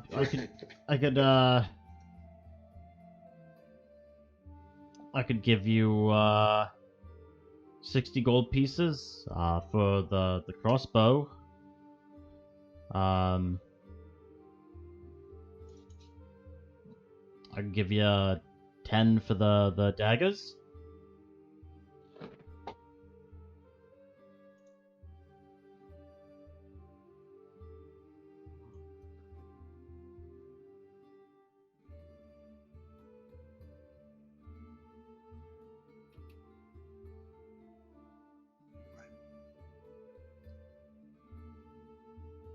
Oh, crossbow? Sure, here you are. I'm fine with that. Okay, he gives you 60 gold and Yeah. Crossbow? takes the crossbow.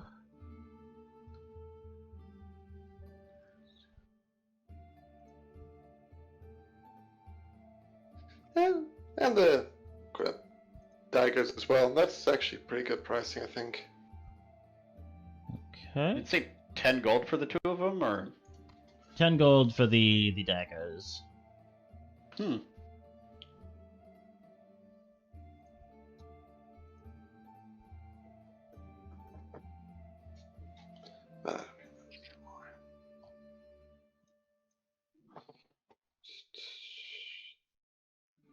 Oh, then that's that. Anything you were looking to buy? Not the slightest. Okay. Which really upsets me. Can't have any cool magic weapons or explore with it. Eh. The guy with the most magic items out of all of us. Yeah. That's why he doesn't want to buy any more magical items. Actually, I can't buy more magic items. I can't use any of them. Oh. He's, I'm out of attunement slots. I was gonna say, he's fully locked into his build. I'm literally locked in. I cannot change my will at all. I mean, you could use non-attunement magic items. Yeah, they can't be weapons. Or get a scroll of Remove Curse. That doesn't work. Remove curse does not work on these. I tried. You guys did try remove curse. It did not No, work. I tried it on myself when I had remove curse for a while. Have we tried Reincarnate? Revivify? That one's less expensive. Neither of those exist. I know. I'm just messing with you. My best shot of getting rid of them was the Beholder, weirdly enough. Anti-magic. Legitimately, just going to the Beholder, swear fealty, and having him remove the magic items from me. That's kind of one of the reasons why I put the beholder there as a creature willing to barter for magical items, yes. And we blew him up. And then you blew him up. The only hope of getting rid of this stuff. God. Wow, that fucked over everybody. Kinda did.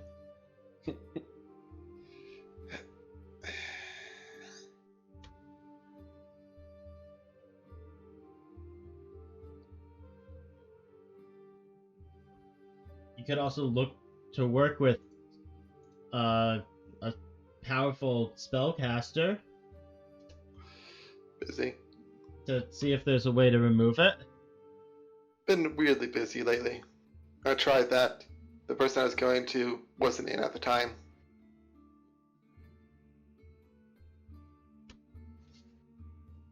You get me. You come off as somebody who gives up too easily. I'm not giving up easily, I just take my time. And yes, I'm still planning on getting rid of it, it's just going to take a while. Longer than I would like. And in the meanwhile, he readily abuses the fact that he can pop out another knife and have this one teleport back to his hand. So I'll say not the worst thing.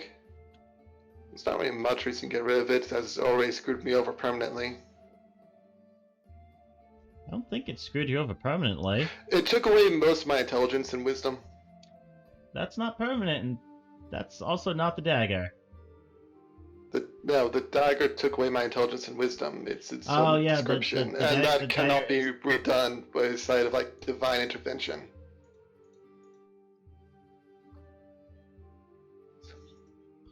Anywho, No, that is a set piece on the dagger with at least 2 other items equipped. So if you got rid of one of them, that would go away. Good, then I can start to destroy the stuff. It's like, oh yeah, I'll just get rid of it. That's easy. Yeah, you could literally just get rid of the dagger and those go away. Or you can get rid of the ring and those go away. Or you can get rid of the necklace and those go away. How do I get rid of them then?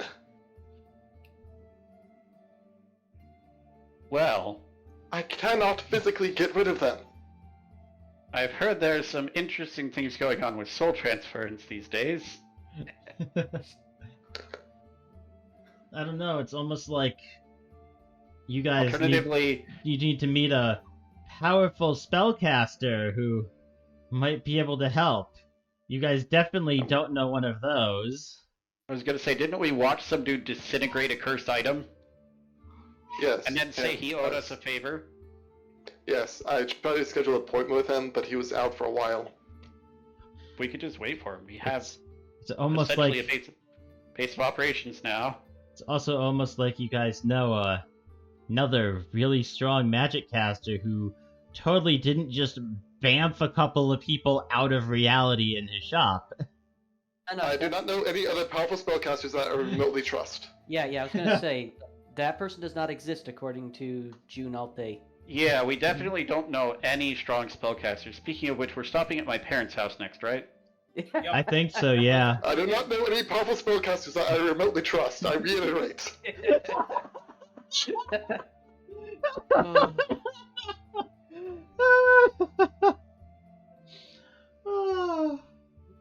I find that amusing on so many different levels.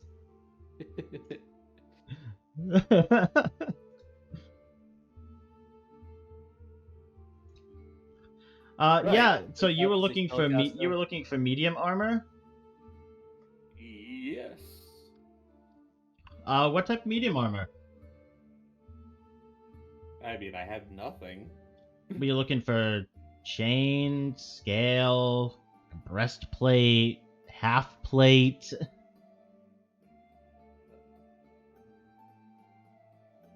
I'll look around and see if I can find something interesting. But Okay, give me a investigation check. Mechanically, if you're looking for medium armor, the questions are: how much are you willing to spend? How much armor class do you want? And do you want disadvantage on stealth? I have 13 armor class as a barbarian. Okay, what's your dex? 2. Well, that's perfect. That's the max for all the medium armor. Okay. How much con do you have? Were you looking for disadvantage on stealth or no? Never mind. You could have 15 AC for 50 gold. Again, this is the I don't baseline. mind if there's Yeah. disadvantage on stealth. 16 AC, disadvantage on stealth, or 16 AC without disadvantage on stealth that cost 8 times as much. What did you say about disadvantage? You did or didn't care? Ender? If you, I believe he said he didn't care. Yeah. I don't care. Okay. Scale mail is probably your best bet then. Or yeah, if you want something that's cheap-ish and gives you 16 AC.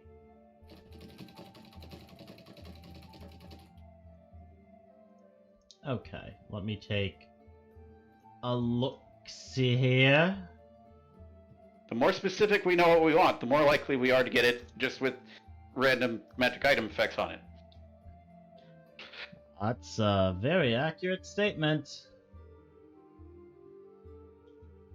You also gotta remember that I haven't worn armor on a character yet. That's also a very accurate statement. Wasn't there something like you chose to take a class in barbarian, take a level in barbarian instead of getting armor? That's a very accurate statement. There are a lot of these going around today. Yeah! I'm not wrong. I am often not wrong. Fuck.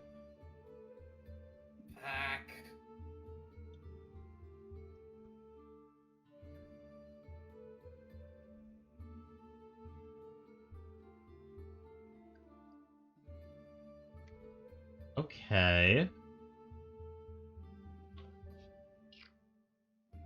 Hmm.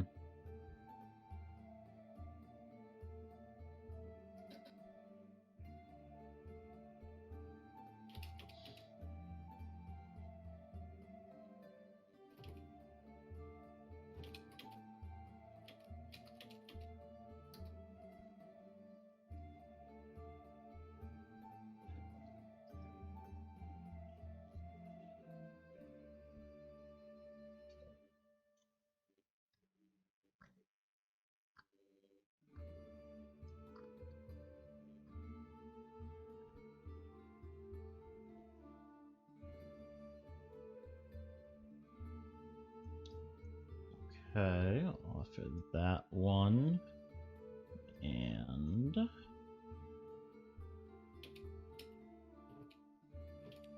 what's one other interesting armor that I can offer you?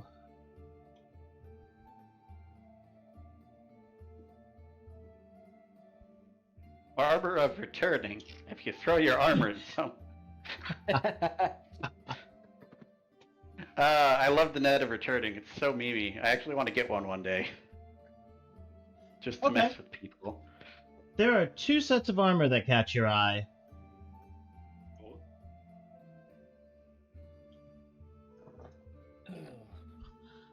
The first one seems to be...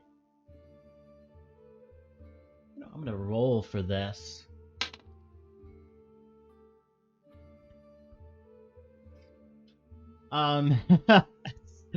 Actually really funny considering your character. The first one seems to be a fairly mundane set of scale mail. Literally made from what seem to be some kind of scales that are colored a bright flamboyant yellow. Sounds about perfect. Oh, it's a cursed item. The First other in every way but first the item. literal. the other one seems to be some fairly nice, slightly ornate scale mail. Both of them, speaking with Kalen, are magical. The first one, as you learn, the scales are actually the scales, treated scales and colored of a bronze dragon. It's like when you take the varnish off of antique furniture and put really bad paint on it. It costs 500 gold.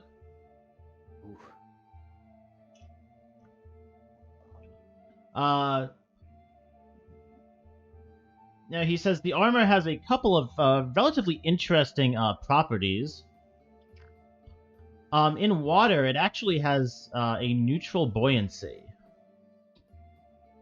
If you are wearing the armor, or go into the water, it does not affect you at all. Wait, is this messed up mariner's armor? I'm confused. The armor, though magical, does not register as magical when magic detection is used on it. Kalen explains he actually had to do quite a bit of testing to actually figure out what exactly this armor did. It also gives you resistance to lightning damage. Stop giving him storm-themed crap. We've seen how this ends. I rolled it!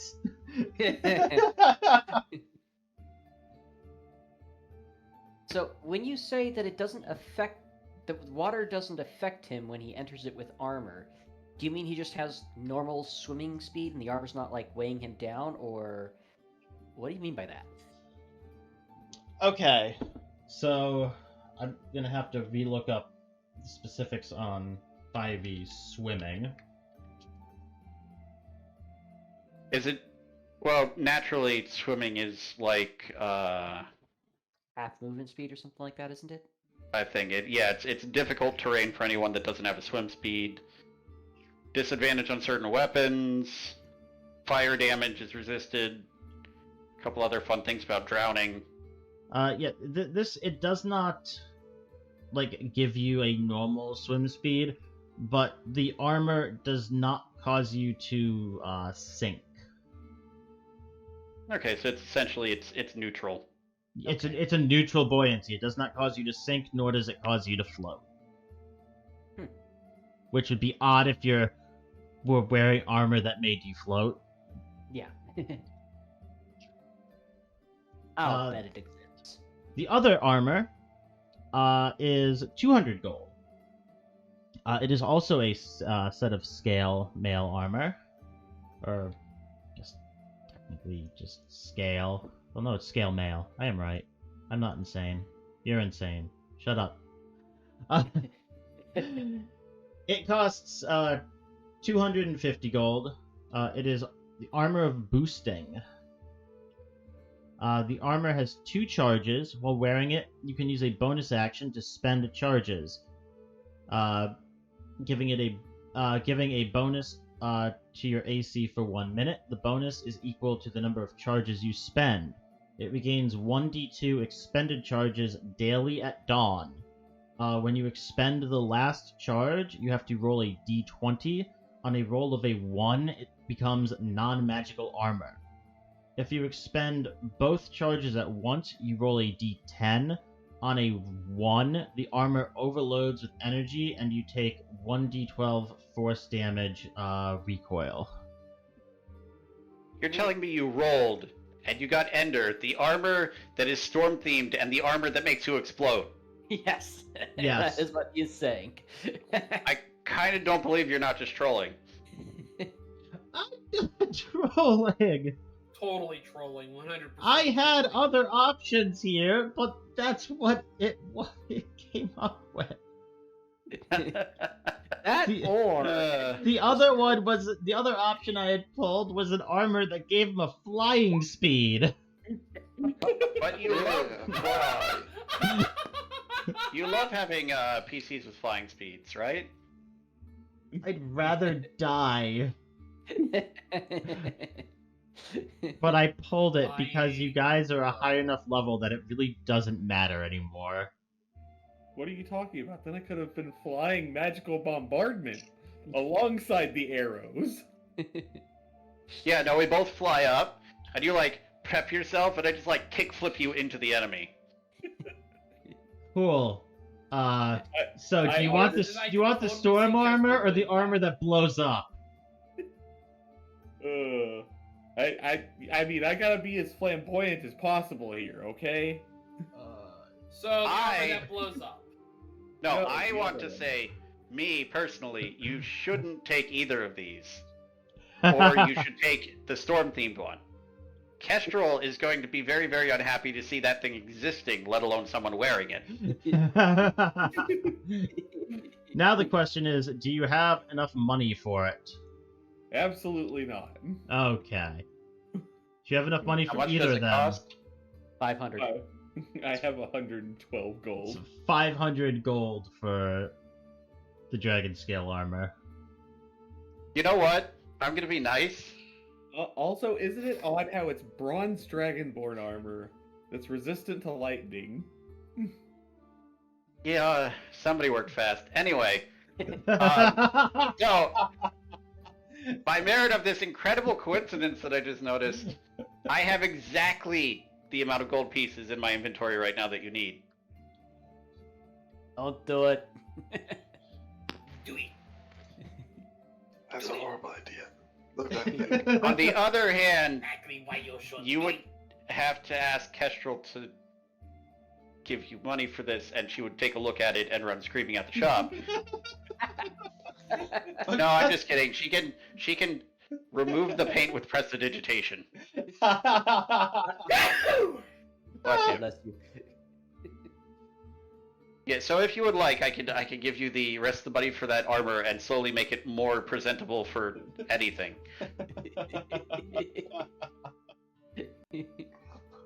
Just like holds out her hand with two fingers, it's like Power Wash Simulator. I love that. I love that. That is actually That's perfect. amazing. Prestidigitation.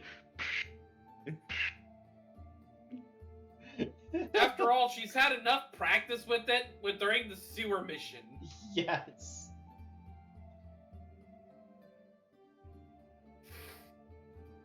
And I just realized I lost 200 pounds of freaking gator jerky.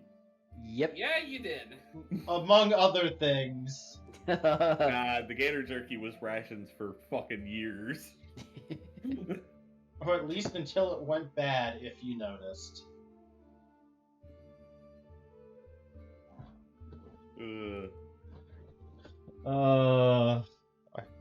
So yes, are you asking Kestrel for the money to buy this?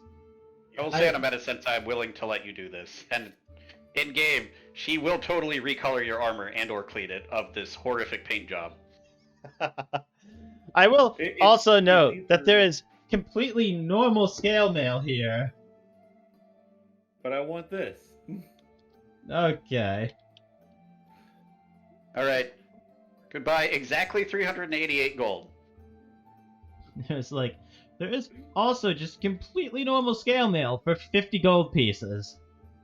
Nah. Okay. No, I'm mostly doing this just because I noticed, well, I have literally exactly to the number the amount of gold that you need. In my gold. Other fun fact, it doesn't give you disadvantage on stealth. Ooh, nice. Very nice. It had that paint job, and it didn't get disadvantage on stealth. Yes. Mostly because it's Disadvantage quiet. on looking decent. Pressed against a wall, and nobody else notices anything but the yellow splotch. Well, Well, when that's weird. when did this weird lichen start growing on the wall? Huh, must be nothing. Must be the wind. Oh, must be the wind. Oh. Can we go back to playing House Flipper? We've done our shopping goodness. You get your armor. I make your armor normal again. Presentable. Make it presentable. Yes, that's what I meant. Well, we all know Callium will forever be with us now. Yeah, now you are no longer wearing armor that looks bright yellow. You are wearing armor that looks like Callium's flesh. You're the brother of your one previous character wearing the skin of your other previous character. Oh, that's dark. Does anyone want some bolts? I just realized I have spare bolts now. You crossbow bolts? Yes, I'll take them. 29 of them. I apparently did, in fact, use the crossbow once. It was a cool crossbow. So, You know, just It to was a help with- good crossbow. It was a good crossbow. Yeah. I think. So, while we're here, just to help in case I need the backup, because I'm not getting rid of my old bow. No, I've got the new one. Just in case I need it. I might actually switch out for a short bow instead, just as a backup, but still. Alright, sorry, I remember when I used a crossbow. That was it. I would like to buy some arrows. Okay. I would like to buy exactly 8 arrows. Exactly 8. I have 52, and I have OCD. Just shoot those other 2 arrows. I also Made me have want to deal a with the forged specific javelin. question. I mean, I typically sell arrows and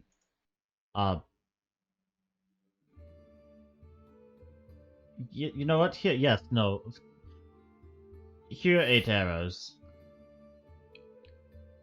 Wait, didn't you just buy a bow that doesn't require arrows? Always have a backup. Okay. Yeah, no, that's have the arrows on the house. Oh, why thank you. Says Taylor as Silent. Make sure that he doesn't break his own economy by splitting the ammunition incorrectly. I'll buy 1 arrow for 1/20th of a gold in the base system.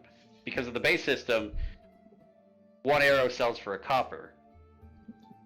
Yeah. And then I'll sell 20 arrows for a gold. It was my first mission. That's when I used the crossbow the first time. The first mission I was ever on. That was it. No, they cost 5 copper, yeah. I'll pay 5 copper for an arrow, do that 20 times, sell it back for a gold, infinite profit. Because that's how things work, right? No. No, it's not, I know. I I am very well aware of this. am saying no to this idea.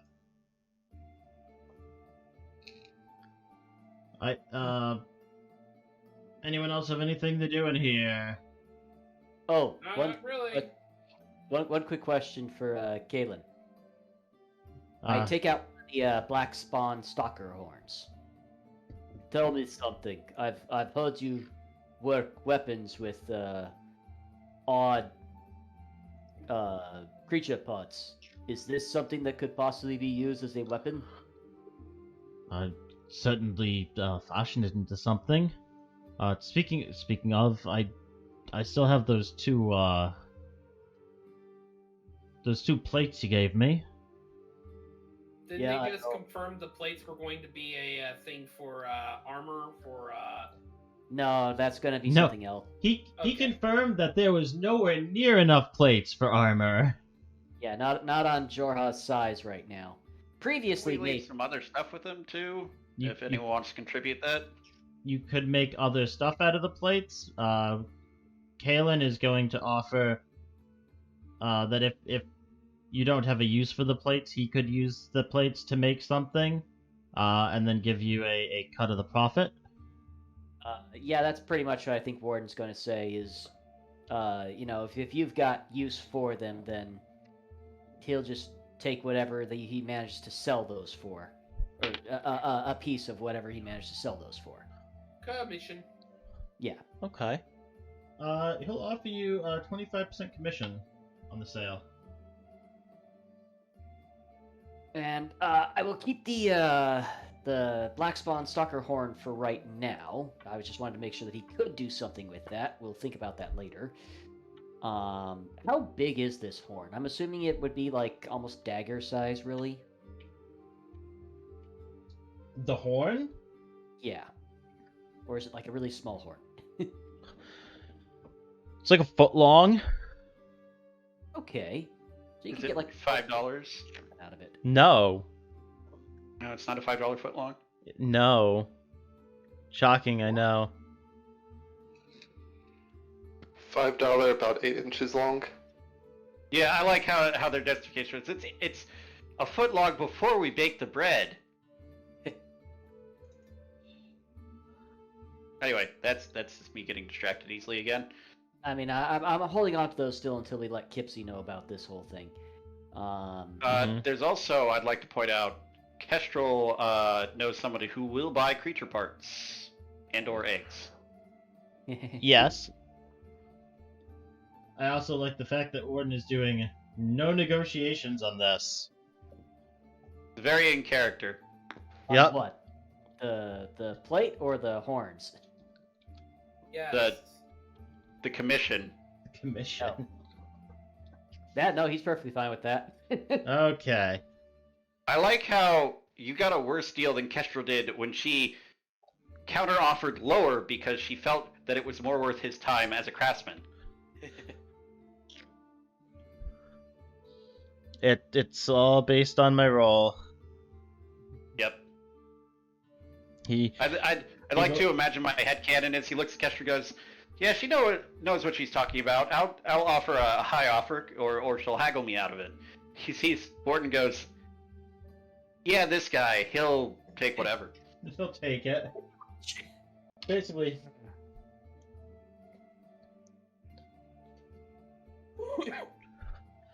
Okay. Nope, not haggling with that. He might do something with those horns later on. It kind of depends upon what happens with Gypsy and whatnot. Kalen also turned to June. I know you gave me something as well earlier. Did you want me to do anything with that? Nothing in particular. If you have any idea what you want with it, go right ahead. I mean, do you want to cut to the profits on it?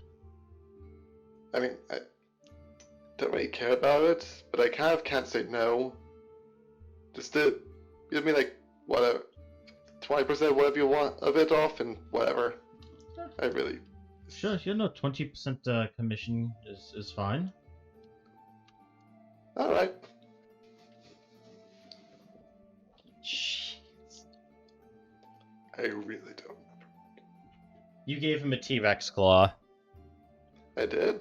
Mm-hmm. That's cool.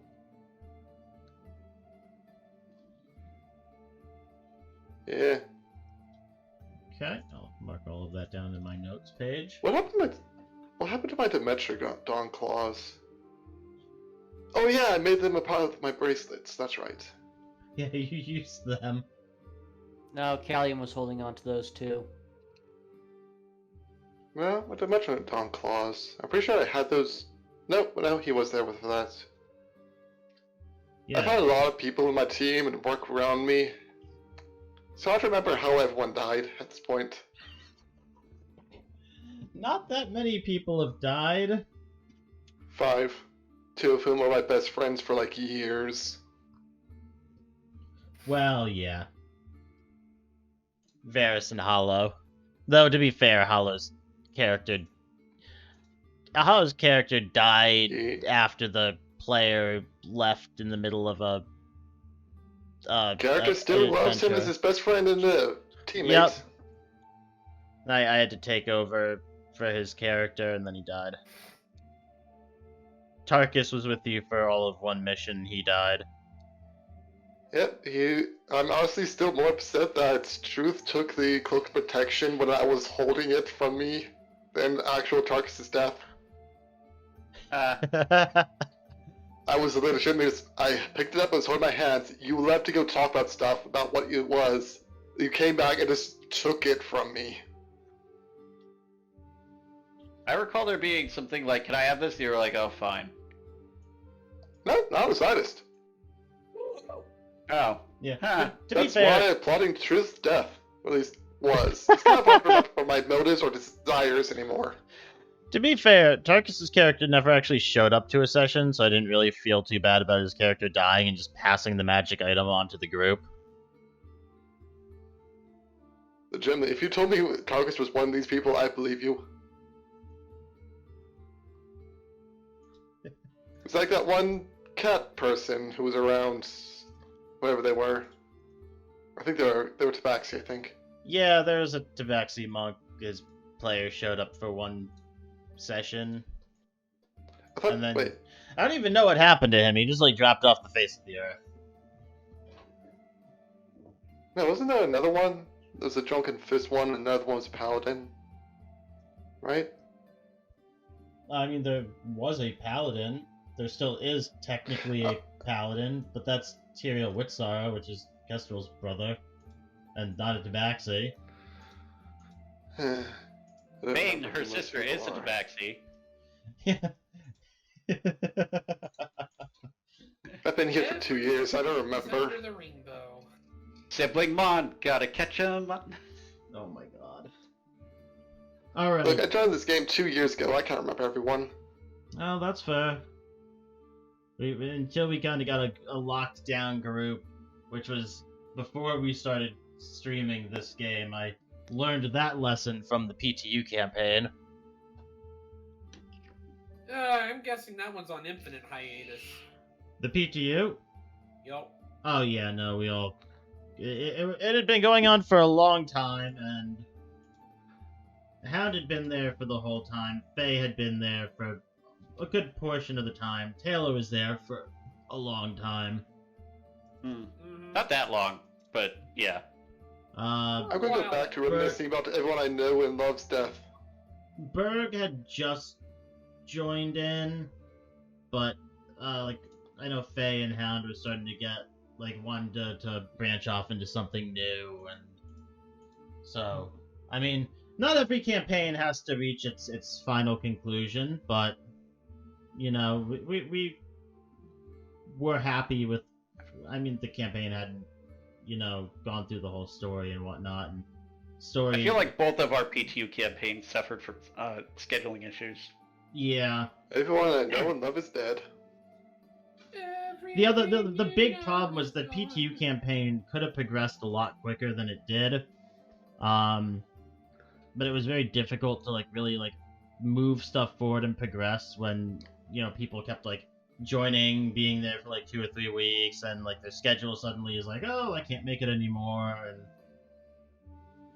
or just leaving, or being that one person who was no, Pokemon are our friends, even though you told me coming into this that they're wild animals that are dangerous, and then decided to fight the party because he didn't want to KO wild Pokemon. That was weird. Sounds about right.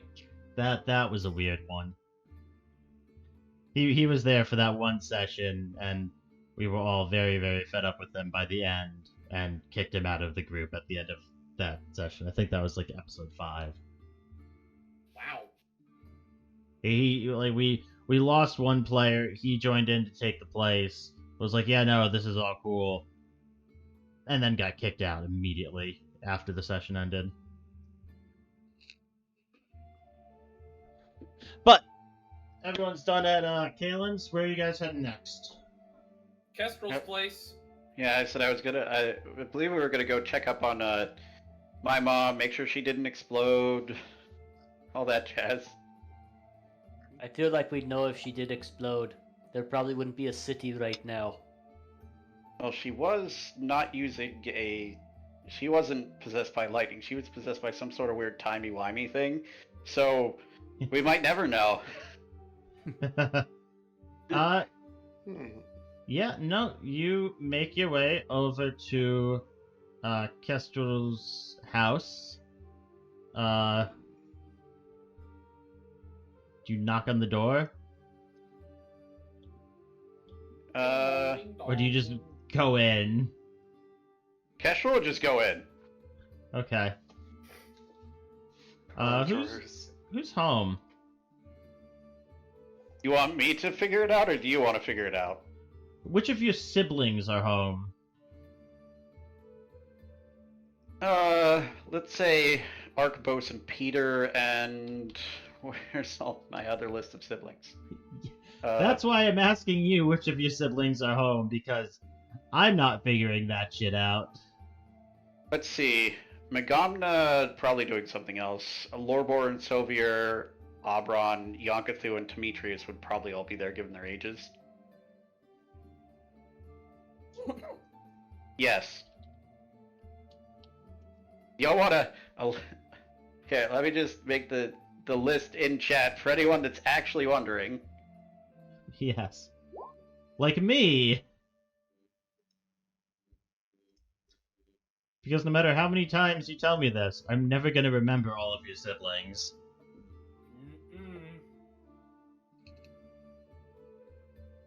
And this is why... In before this accident just resolves into her having another kid that's like a clockwork soul sorcerer or something. Yeah, I think that one has to be built. No, clockwork souls aren't clockwork people. They have magic in their blood from the plane of Mechanus.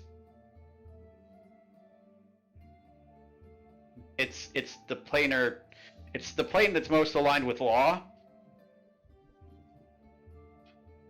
Full of things like modrons and constructs and other such, and planet. Okay. I think no, planetars are generally in the more lawful good. I'm thinking more of what is it? The Inevitables. Yeah. I know a lot about D&D lore. Okay. So which ones are home? Let's see. Peter, Ark, Bose, Lorbor and Sovir, Abron, Yonkathu, and Demetrius. So the 5 youngest ones, and then Peter, Ark, and Bose. Yes. Okay. Yeah. You make your way to your house, party in tow, you all walk inside. Let me double check something here and make a couple of rolls.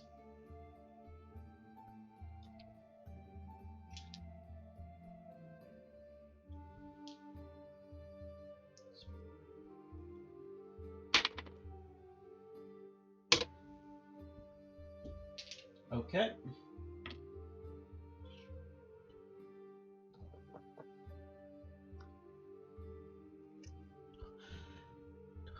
Yeah, no, you walk into your house, you see, Peter is off in the kitchen,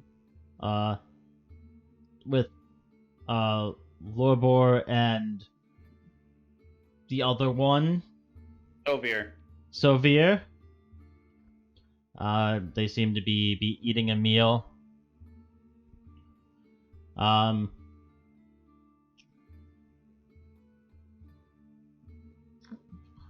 You don't see Ark,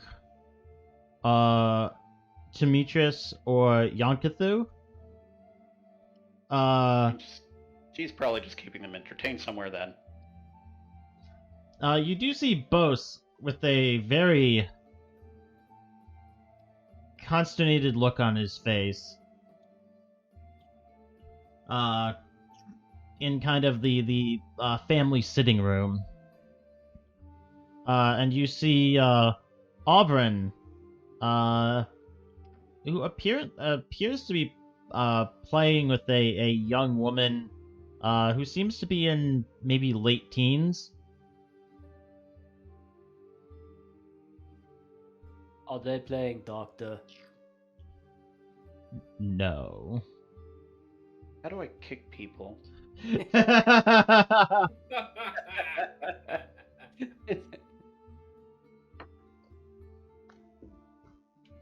Yeah, no, okay.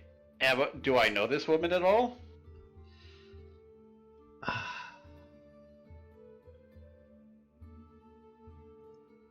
Make me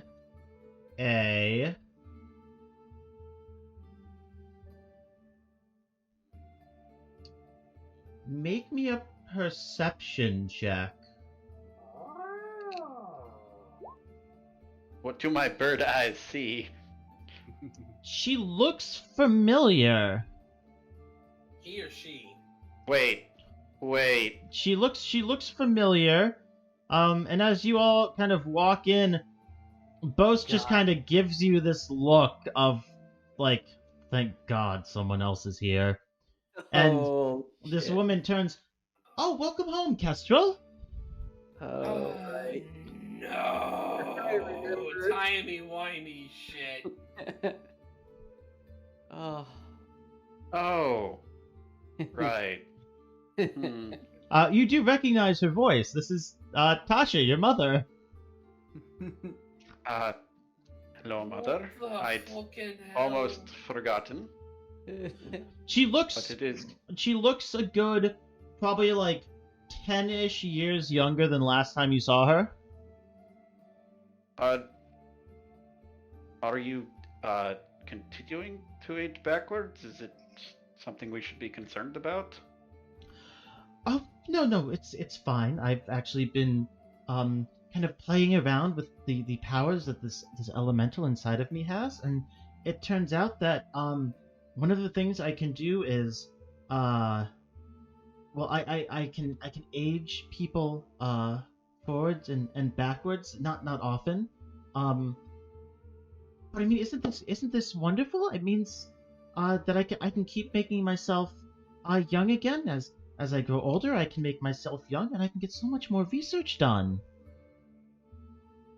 Well, as long as you are certain that it is safe, you may be I'm sure it's receiving. perfectly fine. You may be receiving a visit sometime soon. Speaking of which, there were some issues with Callium, and Kitsy said that she might be contacting you about that. Well, what exactly is going on with Callium? Keep your mouth shut, Corland! Keep your mouth shut! I don't see him here. I was hoping to do some more tests on him. Well, that's part of the reason I am concerned about the safety of the elemental in you, because the elemental in him sort of came out and blew up part of a mountain. That doesn't sound like it should be possible. And it was bound.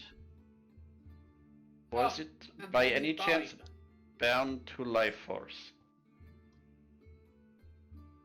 Well, yes.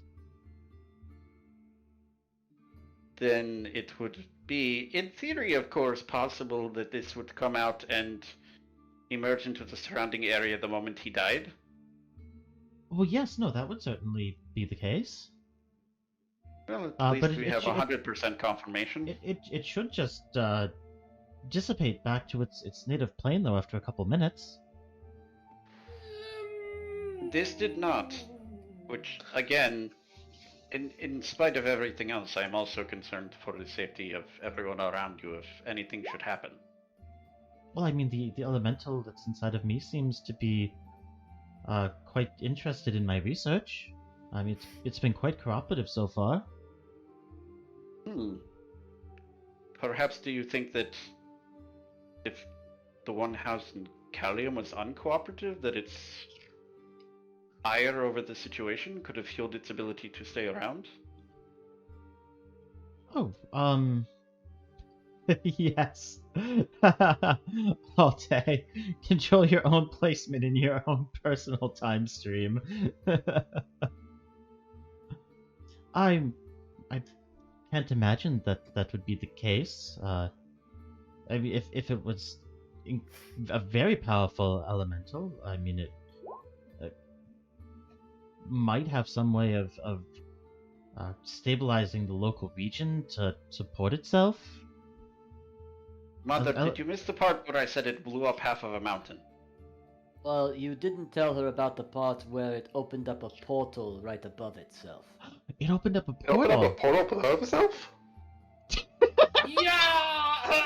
How are you just now learning of this? You were there! I was there, but no one ever told me. We were watching it in the sky!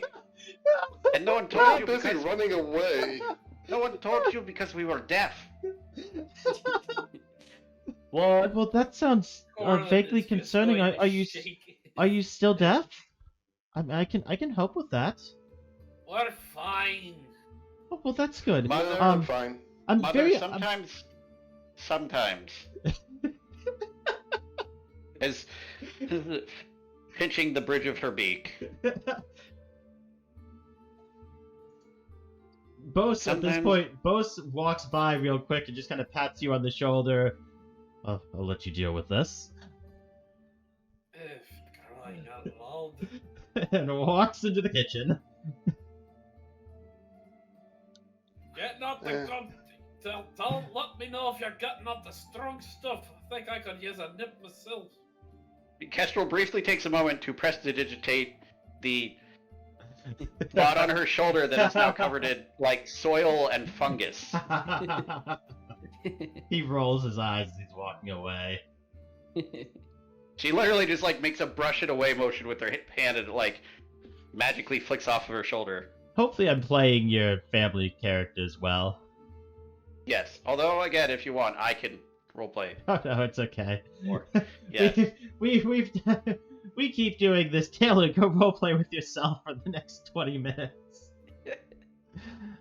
In any case, I would expect that Kipsy may have additional questions as she seems intent on figuring out what to do about this. I can certainly talk to Kipsy next time I see her, but I'm much more interested in this portal you said opened. Yes, she would likely want to know if we could find some way of closing it, which would of course be an excellent research opportunity for you, I'd imagine. That seems like such a waste, Let's not open though. it. Well, the problem is, if the portal stays open, then everyone in that area is going to be terrorized by a giant living piece of lightning, or storm, or whatever it is. Well, I mean, I'm sure if it's opening a portal, if we let the portal stabilize, and then we get rid of the elemental, whether we banish it back to its plane, find some way to prevent it from passing back through. Think of what we could do with the portal. Think of what we could do with everything that offers. Question. If that portal does lead back to its realm, what's to stop it from just coming right back through it? Well, yes, no, that's why we would need to find a way to prevent it from coming back through. Your enthusiasm is admirable, but if I might make a suggestion, perhaps it would be more practical to find out how the portal is forming and stabilizing, close it, banish the elemental, and then make our own portals? Don't you have ways of contacting these elements anyways? Looking around at the rest of her family. We can certainly contact them, but creating a stable portal between the planes, I don't think I've ever heard of anything like that happening before. That's. I should go talk to I should talk to Lord Astor about preserving this. This is too good this is too important to pass up or get rid of. Again, as I said, an important research opportunity. Kipsy will likely want the thing gone and the portal closed. You seem to want it to stay open. Perhaps a compromise? Get rid of the elemental, study the portal as long as it is stable? We could certainly do that. I'm sure Kipsy has a team that would be able to go deal with the elemental after it's finished stabilizing this portal. And I'd also be quite curious. Do you think the elemental would be interested in telling us how it made this portal? I mean, just think about what it could mean if we could communicate with the elemental and Didn't you bring it to this plane of existence and trap it in a tiny body? I mean, not on purpose. It probably really doesn't like you. I mean, it wasn't on purpose. It's fine.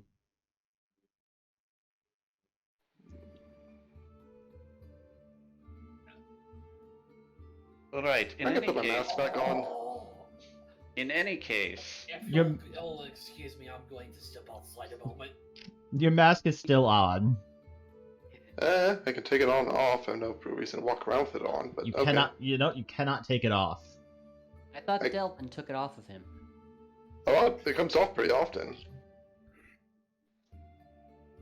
How am I not dead? June back.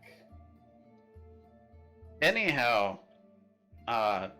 regarding that, you can certainly communicate with Lord Astor and Kipsy, because as I said, this is far above the pay grade of someone of people of our skill levels, and I gesture to myself in the group. Well, I mean, you were there when the portal began opening, right? Maybe yes. Maybe it has something to do with all of you. What would happen if you all went back? We would avoid the portal that is linked to the giant elemental that nearly killed all of us. It doesn't excite you to think of what you might be able to find there? Not nearly so much as it excites me to continue living.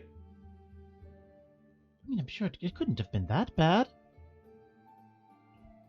I had to beg a favor of Talos just to get our asses out of a mountain that blew up around us. I apologize, Miss Whitsorrow, but I don't think I'm going to be going in there anytime soon until we get word from Kipsy that we need to. Well, no, of course not. We'd want the portal to stabilize first. Right, as I said, you figured this out with Kipsy and Lord Aster. We just wanted to make sure that you are safe. Perhaps figure out how to summon a familiar for June.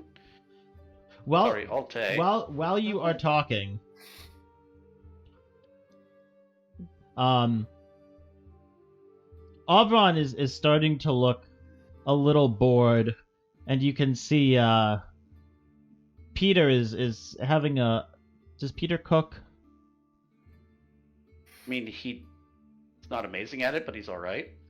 All right, Peter's having some trouble with something in the kitchen, and Tasha holds up a finger. Oh, just really quickly. I'm sorry. And you see two more Tashas kind of split off from her. One of them heads into the kitchen to start cooking, and the other one begins playing with Oberon. The one that's playing with Oberon looks slightly older than the Tasha that's talking to you, and the one that goes into the kitchen looks to be probably about 10 to 15 years older than she was prior to this whole thing. Right. Oh, that's a neat potty trick. Again, yes, if no, you are the- able to make this Yes, no, Or- the elemental inside of myself. I'm able to use, like I said, a little bit of its power. It lets me pull myself from other dimensions. that sounds perfectly healthy. That would have been Again. nice if Callium had gotten that one. No, now I'm just imagining a scenario where instead of the mountain exploding because of a lightning elemental, it explodes because of like 50 billion Calliums. Oh my god, no! You just see the mountain swell up and it pops and it's raining Calliums everywhere. No, once per week, she is able to summon 1d4 duplicate manifestations of herself from alternate dimensions. Each of the manifestations have the same stats as her. Attacks that deal damage to one deal the same damage to all of them. Mm-hmm. And they can attack on the turn they're summoned and attack on her initiative. All right, as I was saying, mostly here just to make sure everything is fine. Let you know ahead of time that Kipsy may wish to speak with you and what the situation was a little bit. And perhaps visit with my siblings, or at the very least speak with them for a little bit. We are thinking of purchasing some property here in town, and Oh, that's wonderful. Where are you looking? I know some people who would be able to show you some nice houses in the area. well, we've already settled on a property. We have to finalize the deal tomorrow. A merchant is selling what apparently used to be a tavern, but it's got. We've also accounted for repair costs. So we're hoping to make it into something of a sort of a base of operations for ourselves. Of course, if any of you, and she sort of gestures towards Bose and Peter in the other room, if any of you would like to occasionally come help us out with issues, that would be great. I don't know how they would respond to that. Taylor, roleplay with yourself real quick. Bose just sort of very slowly says, "Sure, I certainly don't mind getting my hands dirty." Peter just sort of nods rapidly, a few loose crystals from his head clinking off as he does so.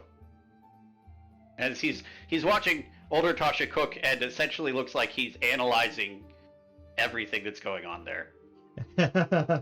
Like, how does this work? Should. Oh, also, just quick descriptions for anyone that doesn't know. Bose is a very, very large minotaur. He's probably 8 to 9 feet before his horns, and he's covered head to toe in various small fungal growths on his fur. Wearing some what will look like furs of some sort as he goes around. And if anyone's paying attention as he walks, like his footsteps will leave sort of an imprint of fungus that grows and then withers and dies and just sort of dissipates out of existence. That's actually Peter- kind of cool. Neat. Peter, on the other hand, is well, he's at home, so he'd be wearing some almost like a dress shirt with the sleeves rolled up, bit of a bow tie, slacks. His skin is stone gray with little like marbled veins of blue running through it, and his hair is actually not hair, but a spiky growth of blue-green crystals.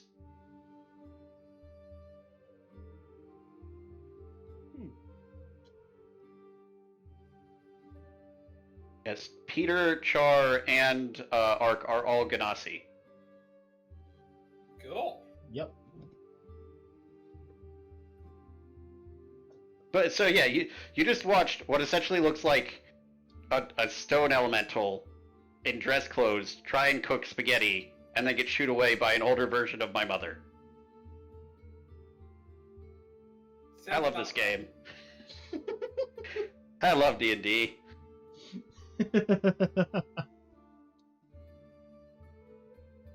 Yep.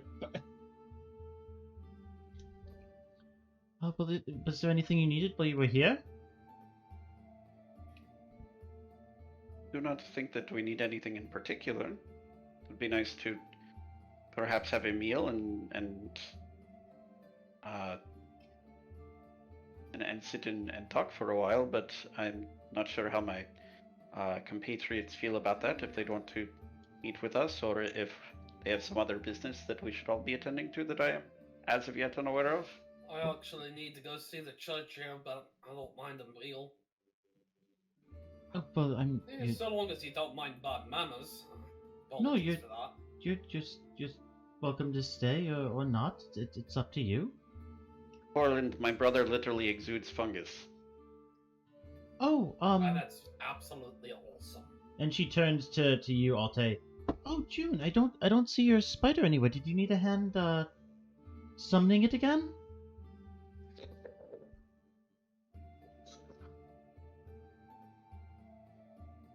I need to go get the components if I'm going to do that again. Oh, well, that's no problem. I have plenty of components here. Spares?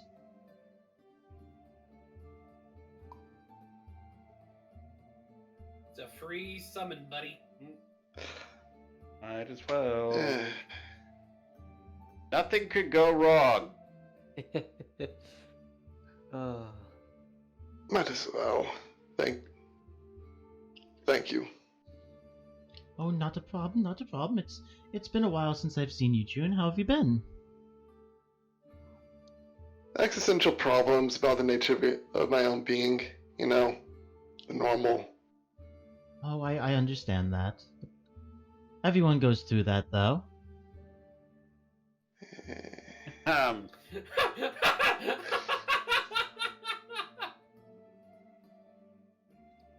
I love role-playing your mother. He is a fun character, I'll give you that. We have worked together to make her a very strange yet fun character. I think it's Yes. an interesting team exercise. Existential problems happening again, talking to this woman. Existential crises. Who only knows you as June. What is another thing to deal with? Which, ironically, she might still know you as June because one of her alternate selves might know a universe where you're still June, don't think about it too hard. Some face, something's going on apparently, or something. That's also a very interesting mask you're wearing. Is that Thanks. magical? It's my face. Don't think so. Should be completely normal. It's just a helmet I wear. That is bullshit. It's totally magical. He put it on and now he calls himself Alte. Also, he grew like There's also 3 inches. that. It's also that. Apparently, people keep calling me June. I've never heard the name before. These people suddenly started calling me that. Oh, well, I mean, that's what you introduced yourself to me as last time we met. And then there's that, apparently. I It's mean, like something wrong with my name. your mask does seem to be exuding at least some kind of magical properties. I could take a look at it. Please do. Sure, I guess. I'll just try to take my mask off. I've done it thousands of times in the past. Why not now? Does not come off. I'm gonna stop panicking, because that should come off. Off. Sorry, Off. Come off. Not again. You all see Alte sitting there struggling to take this mask off, and it's not coming off. Every now and then, he gets like a little piece of the mask to like pull away, and there's like this like split-second like flash of radiant light from under the mask, and then it's like popped back onto his face. Well, The fuck? someone doesn't want to go away. I've taken this off plenty of times. Heck, Delvin took it off earlier. Should be fine.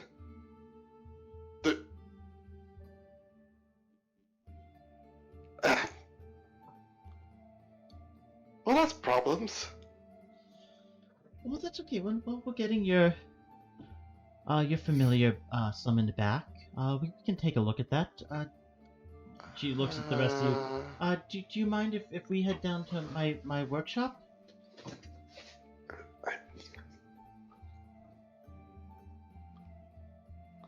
She's looking at the other four of you. I do not mind if Alte is alright with it.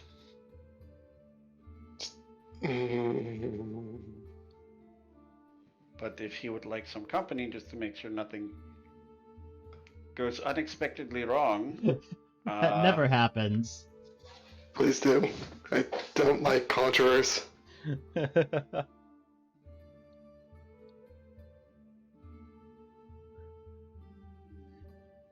Perhaps.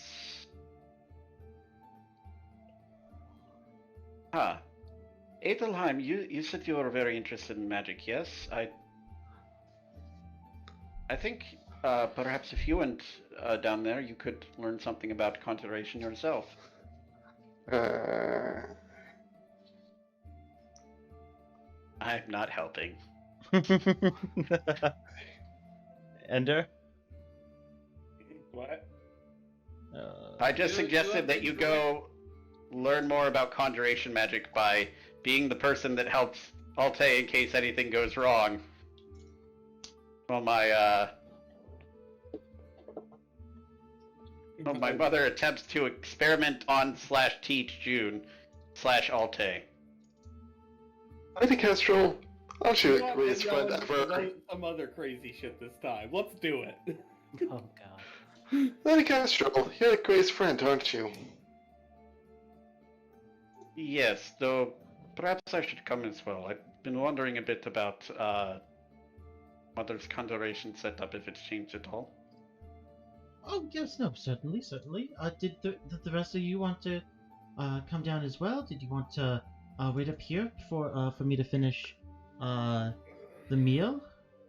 I think I'll be fine here for now. I appreciate the offer. Split the party so I could roleplay more than one character. Yeah. Well, I'll head down with 2 and 1. Oh, what do we have? We have wait, I'm a little confused here, so hang on. Me, Adleheim, and Alte are going with Oh, Tasha. Okay, you are going with them. Okay, so And now Corland I'll is fit- waiting up here with Tasha. I'll stay up here with Corland. And Tasha. And Tasha. And yes, And the other Tasha. and the other Tasha. And all the other characters. Oh, and Ah. by the way, Corland, as Warden's Yeah? walking over to you, he suddenly whips out an axe in the middle of the dining room. Oh, by the way, I think this is yours. It's your hurling axe. Why would you buy an axe that throws up? How did you grab that? You gave it to me while we were in the cave. Remember, you didn't have enough room to carry anything else? Alright. Thank you for that. You're welcome. Yeah, Corland will just, holster it. Okay. I like to imagine you just kind of toss it into the air and it just kind of zips to your hip. Pretty much. Alright, so as Kestrel, Adleheim, and June head towards the basement stairs that lead down to Tasha's lab here at the house, and Corland and Warden make their way into the kitchen, I think that is going to be a good place to call it for this session. My god. Silent, it's happening again. What's happening again? Your session is becoming an extended downtime run. Yes, We've but only been hope... through part of the downtime. Hey, this could lead to more awesome, possession things. We don't know. Yes, a wild magic sorcerer being possessed by an elemental sounds like a fun time.